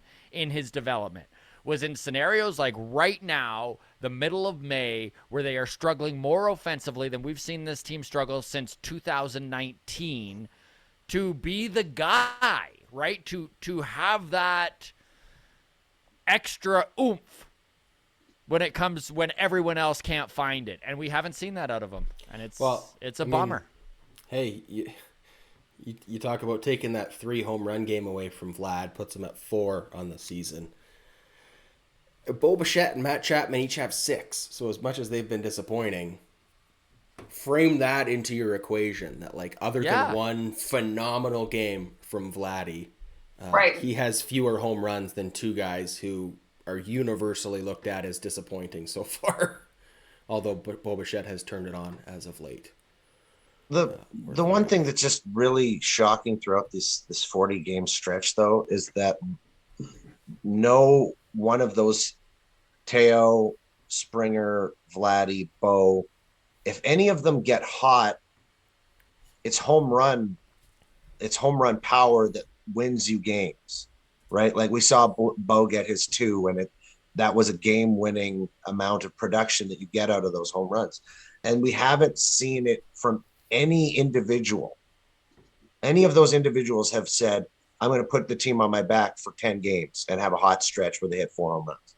Besides, at the very, very beginning of the year, none of those guys have and individually, if any one of them would have done it, I think we have 5 more wins over this first 40 game span. 100%. But none of those guys have stepped up individually, right? So it's just like, it really seems depressing when it seems like it's the same failure.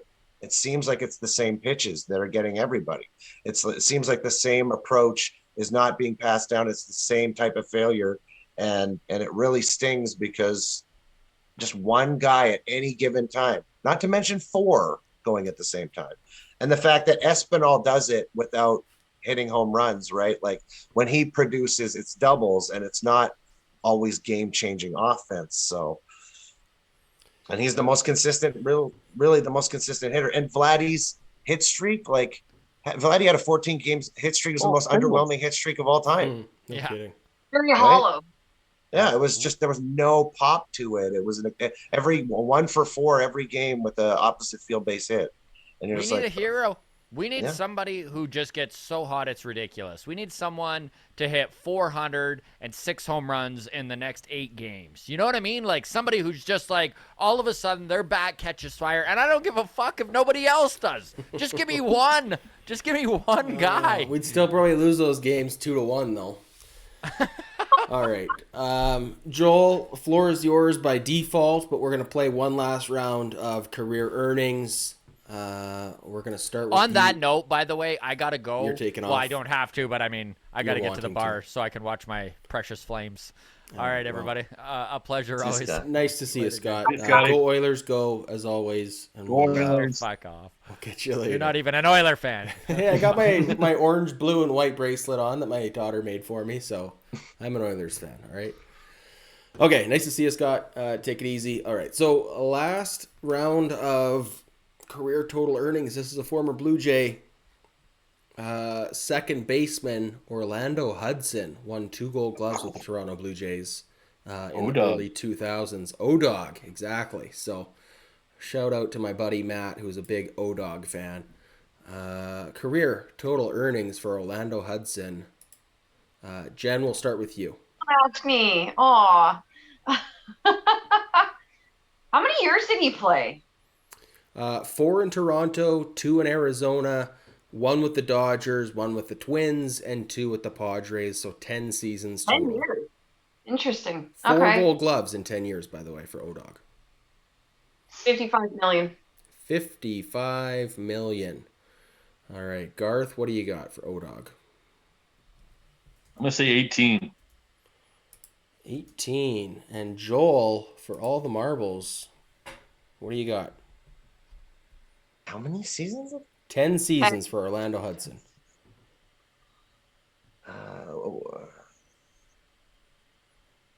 24. 24 million for Joel. The correct answer is, get your comments in and chat. Get your guesses in.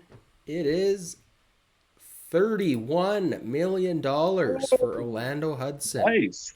So, Joel, I did won. win. You legitimately get to talk. Thank You God earned it's it, not buddy. a pity. This is not a pity. participation ribbon here. My topic is totally not anything to do with baseball. Perfect. How excited are you guys to see Top Gun? To see Top Gun? Yeah. How excited are you guys to see Top Gun? I think this movie. I'd be more excited to see the Judds. I stake my reputation that this will be the most entertaining experience you have in movie theaters for a very long time and for a very Really? long time in the past. Really? Everything. You may hate Tom Cruise. He will blow you away with this film. I have yet to see it, but I know faith couldn't be higher in this film. When is it out? And then looks like Jen's Thursday. got some really interesting I have tickets for fingers Wednesday. going. She's but- ready to. She's got her Top Guns ready. Jen, Jen's gonna blow up here. Let her talk. Okay, let's be honest. The original Top Gun is one of the most entertaining movies, right? And I would actually argue that the love interest part actually detracts from the movie. Get that out of there. I just want to see action. That's it. nothing you know? but beach volleyball. Just fly the damn planes, right? Let me see it. And love or hate Tom Cruise, the dude is entertaining, right? Like he Yeah. brings it every does. single time, and he does his own stunts. The trailers look incredible. I don't even know what the last movie is that I saw in a movie theater. Like we're talking way before COVID. Like I can't even tell you the last time I was in a movie theater. And they delayed the release of this movie multiple times because of COVID. I'm so excited. Are you going to the theater for this one, Jen? I will absolutely go to the theater for this one. I don't have tickets yet. Like, chances are, like, I'm probably not going, first day that it's out or anything like that. But I am absolutely seeing this in the theater. I feel like you have to see that on the big screen. There's definitely some movies where the big screen makes a huge difference for sure. Well, yep. I'd like to say that with the original, like, Jen's talking about how the love interest was not needed. I beg to differ. The love that Maverick and Goose had, like that, like, and the whole like homoeroticism of the beach volleyball, like why was Kelly McGillis even in that? I mean, he didn't even carnal knowledge of a lady this time. I never saw any real like emotion from Tom Cruise in that movie until Goose passed away. Oh yeah. Like, spoiler alert. Oh, you've never seen the first one? No, I have, but I don't know. Some people might not. Okay, if you haven't seen the first one, well then, like, yeah, Goose dies. Sorry. 36 years later. Come on. Years later, but all right. But I don't know, man. The movies that have like the revamps that come out like years later, 99% of the time they disappoint me. This one won't. One recent one that did not. Have you guys seen the New Kids in the Hall? It is absolutely brilliant. Is it actually good on Amazon? They are just as punk rock as they were 30 years ago on CBC. Yeah. All right. For sure. Like, if you don't think that they're the most, like, even more punk rock 5 minutes into the first episode, then trust me, you'll know what I'm talking about. Okay. 5 minutes in. All right, I'll give it a chance. I was really skeptical that when I saw the preview for the New Kids in the Halls, it really just felt like a payday for some old dudes who needed money. It's different. It's a little like cleaner and like, I mean, obviously the cameras are better. It just looks a little cleaner, but yeah, 5 minutes in, you'll know exactly what I'm talking about when I said like, man, they really went for it here. So, all right, well, but yeah, I'll probably see the new Top Gun. I'm just not a big Cruise guy, but whatever. It's been a while since I've seen a good action film.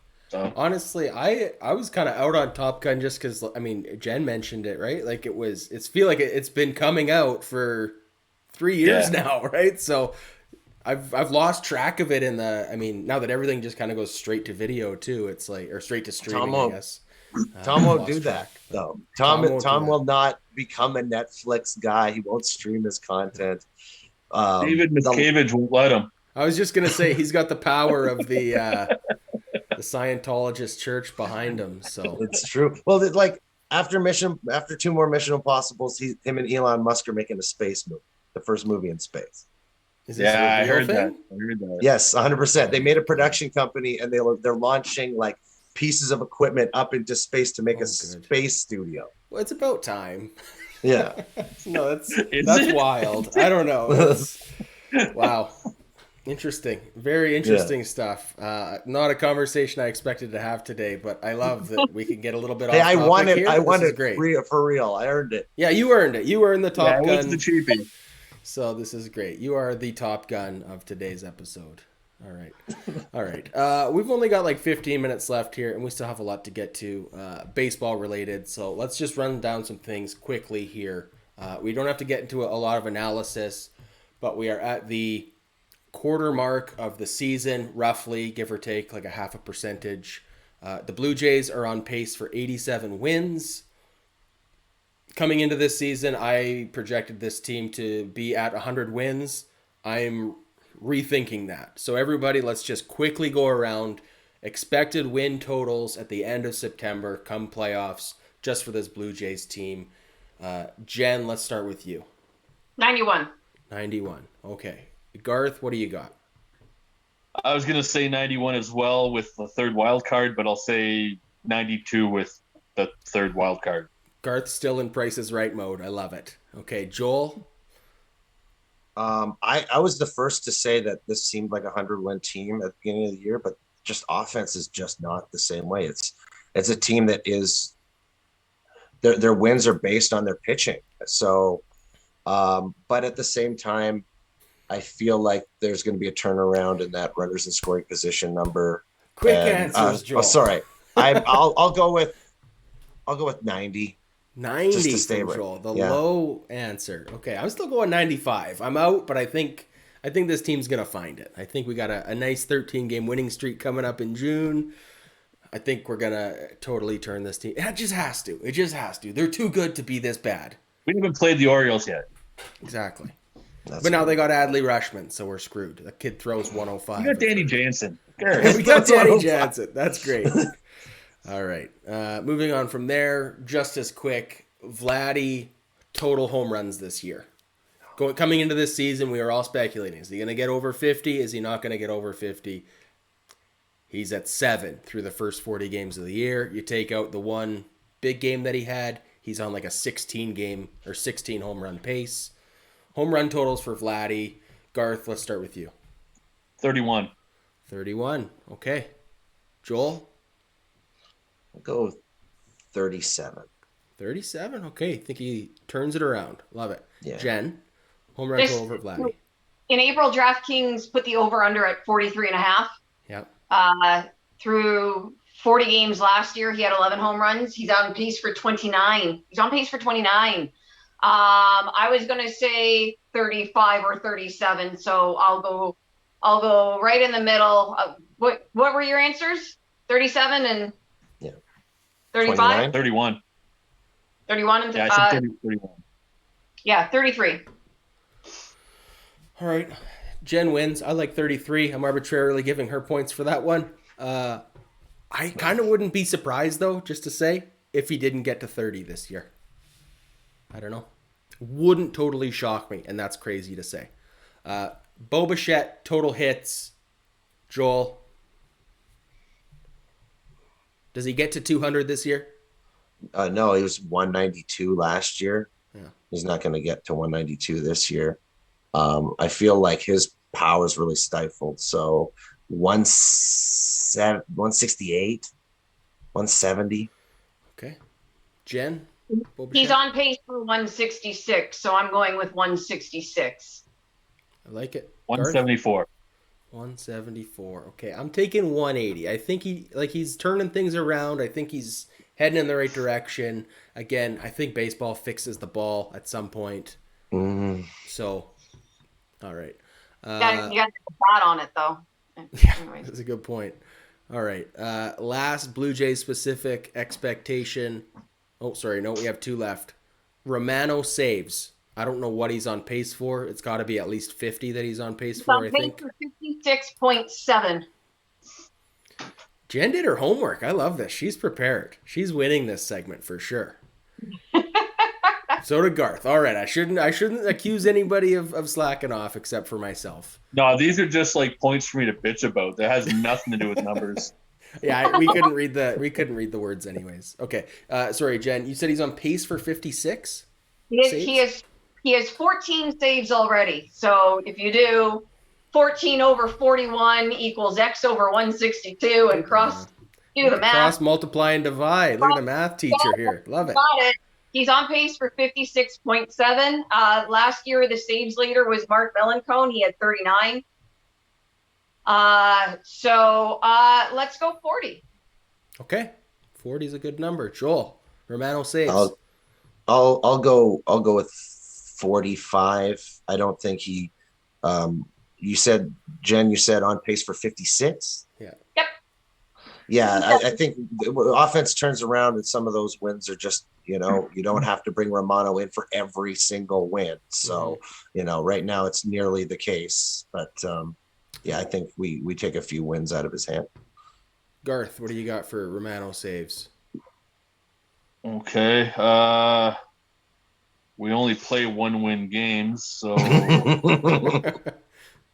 no, I'm gonna say he'll be right around 40. I think he's gonna be right around 40. I feel like 40 feels like not a safe bet, but feels very attainable for him. I just want to point out how crazy this is, that like coming into the season, within the first week, we were kind of framing this race between Romano saves and Vladdy home runs. Everybody just projected Romano to beat Vladdy in home runs by about 10. That's crazy. All of you just agreed that Romano is probably going to have more saves than Vladdy's going to have home runs. So, well, Romano showed something in the first quarter of the season. So, shots fired. I love it. Okay, Last one for the Blue Jays. Alec Manoa ERA at year's end. Ballpark. Is it under 2 or is it over 2? Oh, it's got to be over 2. Yeah. Got to be. Like, This is not sustainable then. No, He's he's get blown not, up a couple times. he's not Bob Gibson. Like, It's very similar to the year of the pitcher, though. Yeah. We're seeing numbers that are pretty similar. That's the thing, right? We could see 5 guys with ERAs under 2 at the end of the year. I don't see why he couldn't be one. I think 185 to 215 sounds like a nice buffer area of where he could end up sitting. He just doesn't seem to ever struggle when he puts runners on base. Mm-hmm. You know, he just never he eats that up, and so I think 215, 205 sounds about right. I'm gonna go with 210. 210. Okay. I'm gonna go like 230. Yeah. Which is still crazy. So Yeah, it is. I mean, crazy good for sure. A lot of these numbers are dependent on whether or not baseball does anything about the baseballs. I could see a wild overcorrection where we're just throwing beach balls out there that are just getting crushed. So a lot of these numbers we're going to look back at and laugh in a couple months. Well, I almost get to the point where I think that these changes, like doing all this stuff, like what's their long-term goal? Is it? I always thought that moving the mound back is some wild thing that they're just trying to get eventually done across the board, move the mound back 2 feet. And there's almost, if they leave the balls, like they're going to do something drastic and weird like that.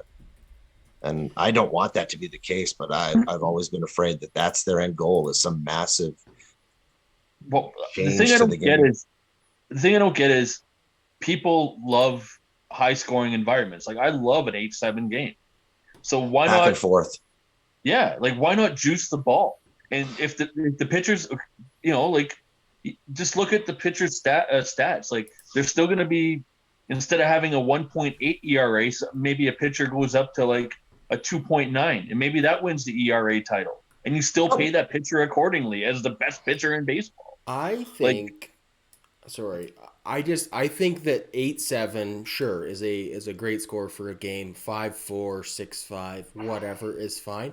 I don't want to see 11 home runs though, and I think that's where baseball is deadening the ball right now. Is I think they want to just take away the home run and force teams to adjust. Like, okay, we only have warning track power now. Like we can't just go up there and be fine with a strikeout, a walk, or a home run, and force teams to start hitting it in play, because that's the best version of baseball, is balls in play, regardless of what the score ends up being at the end of the game.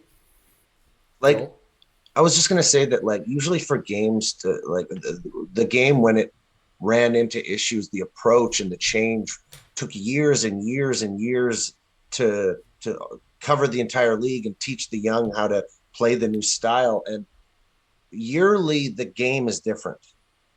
We're at a point where every single year they make a change where the game is different. And from 2019, the most home runs you've ever seen in a baseball season, to this year where they're matching numbers from in the mid 60s.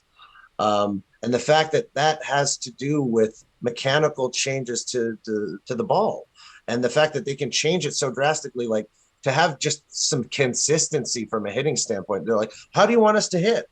Strikeouts were up, so we started hitting home runs because we couldn't consistently put base hits together. We got to a point where home runs got too much, so you've taken home runs away from us now, which is probably the most exciting part of the game. It is the most exciting part of the game, right? Like hit back and forth home runs, 3 runs being scored. Like, I don't want the game to be incredible, just that, but it seemed at the end of last year that they had a nice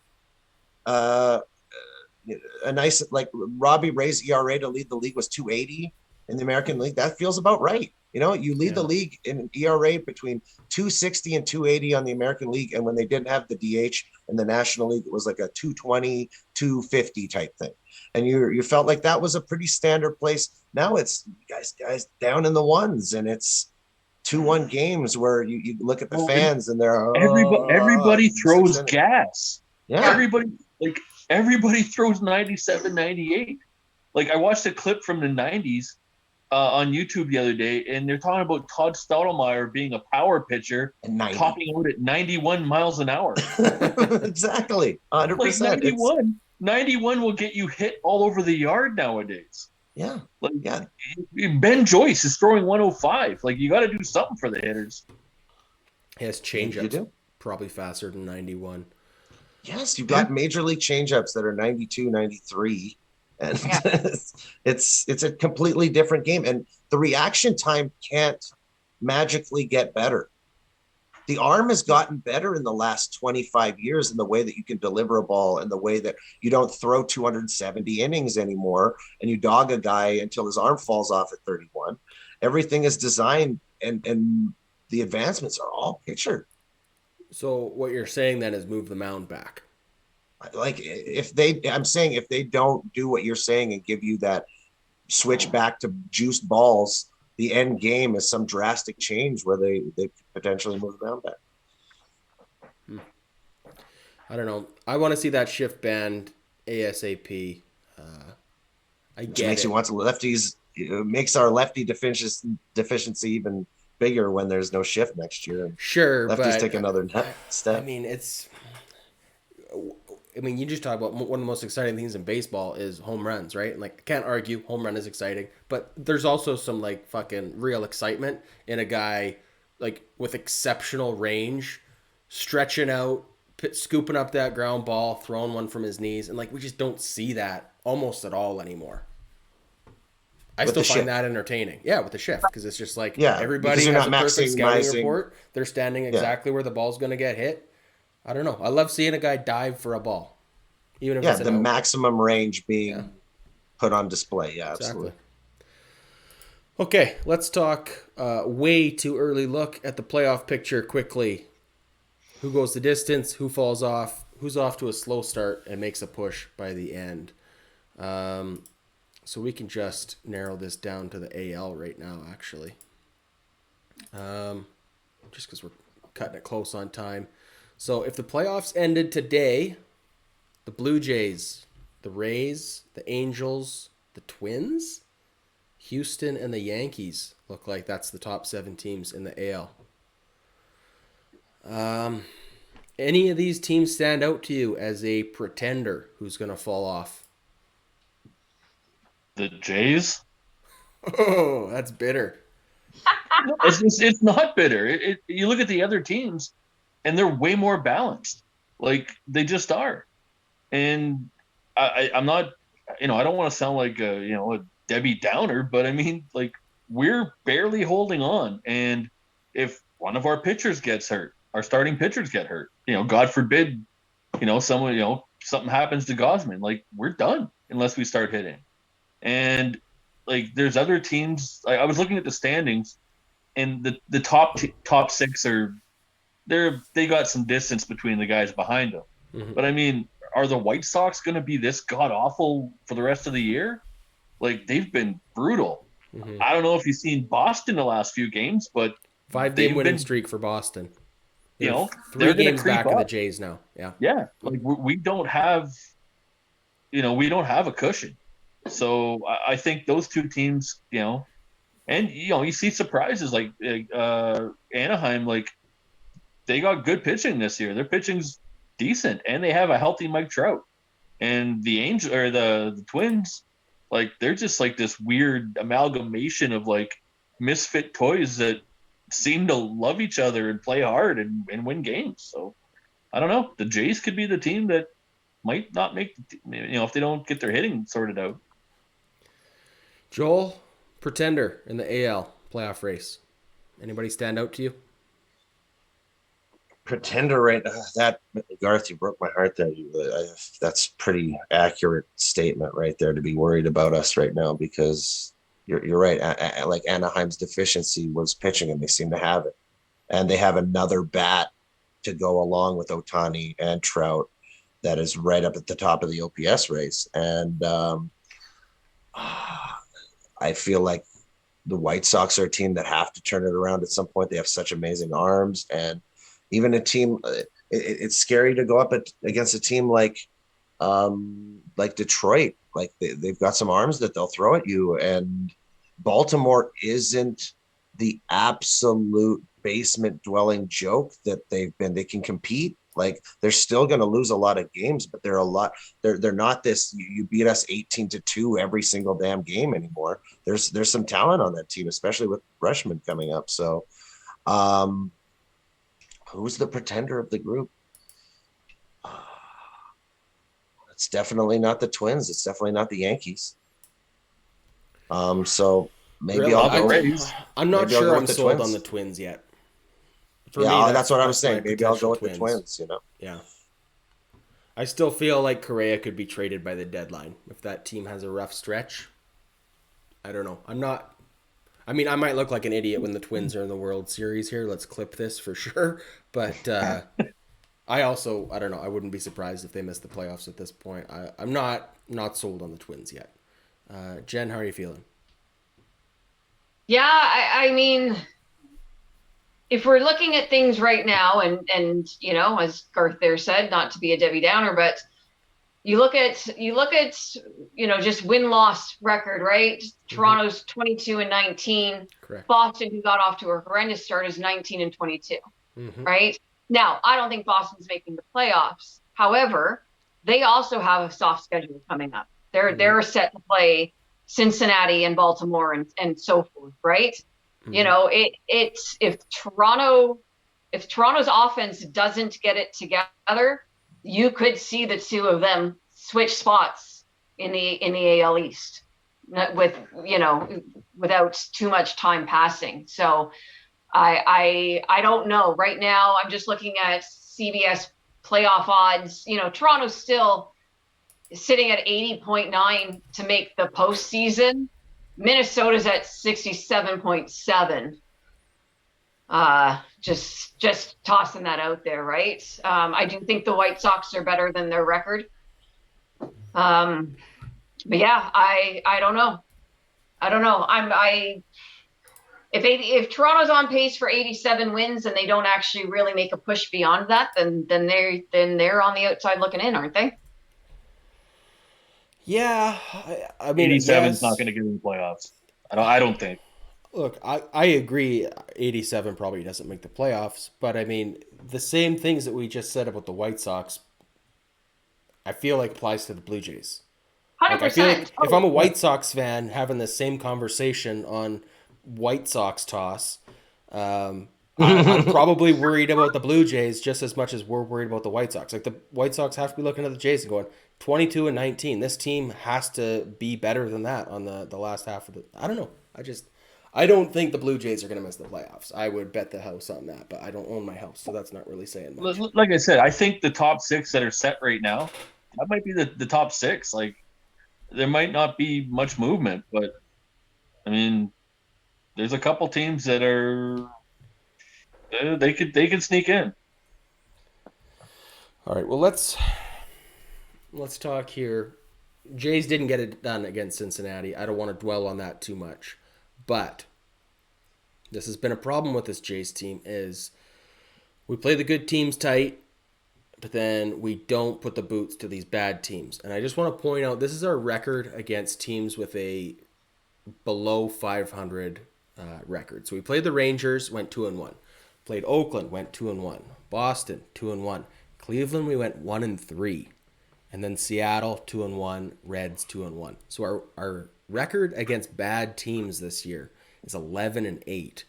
That's a .579 win percentage. That is not going to get it done. And when you contrast that with the Yankees, their record against bad teams this year, 19-6.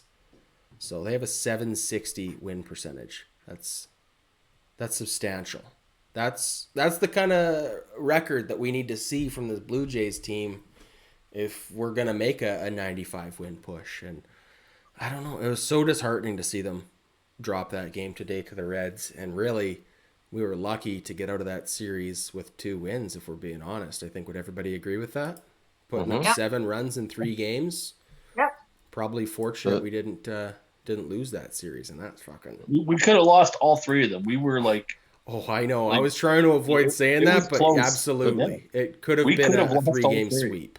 I mean, the that's what we pitching did against stole Cleveland, us. right? So The pitching stole us the series, and the bats lost us the sweep. You know, like it's All right. not good. And same thing with Seattle, right? That should be a situation right now. We haven't swept a series yet all season, and that's a struggle. You got to clean up when you have to clean up. When the Yankees are off to their best start since 1940, blah, you know. Yeah, they're tearing it up. Look, we're not going to sweep every series against bad teams, right? Like 2-1 most of the time is going to be what you're getting, but we do need a couple sweeps. Like we got to get that win percentage up because there's going to be times where we go 1-3 against Cleveland again, and that brings that whole thing down. Go ahead, you Jen. know, they need a cushion, right? Yeah, That's the whole point of beating up on the bad teams is to provide a bit of a cushion to the standings for when you do. Exactly. You know, have a couple players go down with an injury or whatever the case might be, right? To weather that storm. So, you know, it's great on paper that they're winning series, right? You know, generally speaking, you win series, you know, you're going to be right there at the end of the season, but it's how they're winning those series and what some of those losses look like. That's the concerning part, right? That's the part over the course of 162 that's not sustainable. So that offense absolutely has to figure it out. For sure. Well, we've got the Cardinals, then the Angels, and then the White Sox. That White Sox series is going to be potentially playoff implications at this point. Beyond that, we have 13 easy games, quote-unquote easy games against bad teams. Got to win like 10 or 11 of those. Get this ship right. All right, let's move on now. We're really pushing it for time. Appreciate everybody for sticking with us as we're after the 2-hour mark here. So just two last things I want to get to here. If the baseball is broken, as we've obviously gone on and on about, we do have to acknowledge the fact that Aaron Judge is absolutely mashing in New York right now. He's got 15 home runs this year. I think that puts him on pace for like 60, 64 home runs. Maybe Jen has the notes on that. I don't actually, but I can keep them across multiple things if you would like. I think I saw on Twitter that he's on pace for 62. 62. Yesterday or the day before I saw that on Twitter. Okay. So what? 60. Let's just call it 60. 60 is good any year. But given that it's a dead ball year, it's absurd. That's like 80 home run pace. Now, the question is, how many games is he going to play this year, right? He's not going to play 160 games. Contract year for Aaron Judge, though. He's making a case for $300 million at this rate. He might play 162 because if the Yankees don't think they're going to sign him, well, why not? Throw him out there every game. Burn it down. Yeah, might as well, right? And I think a lot of people like the home runs are, he's hitting home runs, but he's also like one of the largest humans to ever play baseball. Like, he's got a bit of an advantage over some guys, you know, so. And he plays in a place that, you know. Yeah, short right field porch. Man, the last week there's been, I think there was 5 in the last week, Yankee home runs that would not have been home runs in any other park except Yankee Stadium. 5. That's home field advantage. I can't fault him for that. Look, Stanton's got 11 home runs too. Stanton and Judge both with a batting average to go with it too. They're both hitting over 300 with power. I mean, I've stood next to both of these men. Giancarlo Stanton is the most physically impressive human being I have ever seen in my entire life. He is like this. I mean, I know Judge is taller.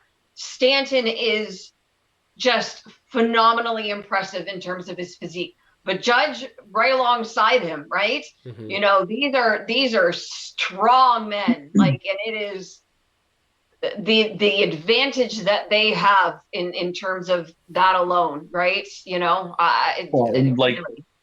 Stan, does he not have the most intimidating batting stance in baseball? Like, the way he just kind of like, it doesn't look like it should work. Right down, like, he looks weird. scary to pitchers. So, anyways, tip of the cap to Yankees, as much as we don't want to do it. But, I mean, silver lining, maybe this forces the Yankees to give $300 million to a 30-year-old. I don't know. All right, last topic of the day, and then we'll get out of here. Orioles called up catching prospect Adley Rutschman. It's about time. Excited to see what that kid does at the major league level. Let's just frame it with a look at the Blue Jays, and Gabriel Moreno is the obvious comparison. Hitting pretty well in AAA right now. I think his average is around 340 again. Do we see Moreno up this year? Just yes or no, I guess. Yes. Yeah. Yes. Joel? Yes. Sorry, just yes or no? Yes. No. Hey, if you got more to add, let's go. That's fine. We're 9 minutes over. What's another minute? Go ahead, Joel.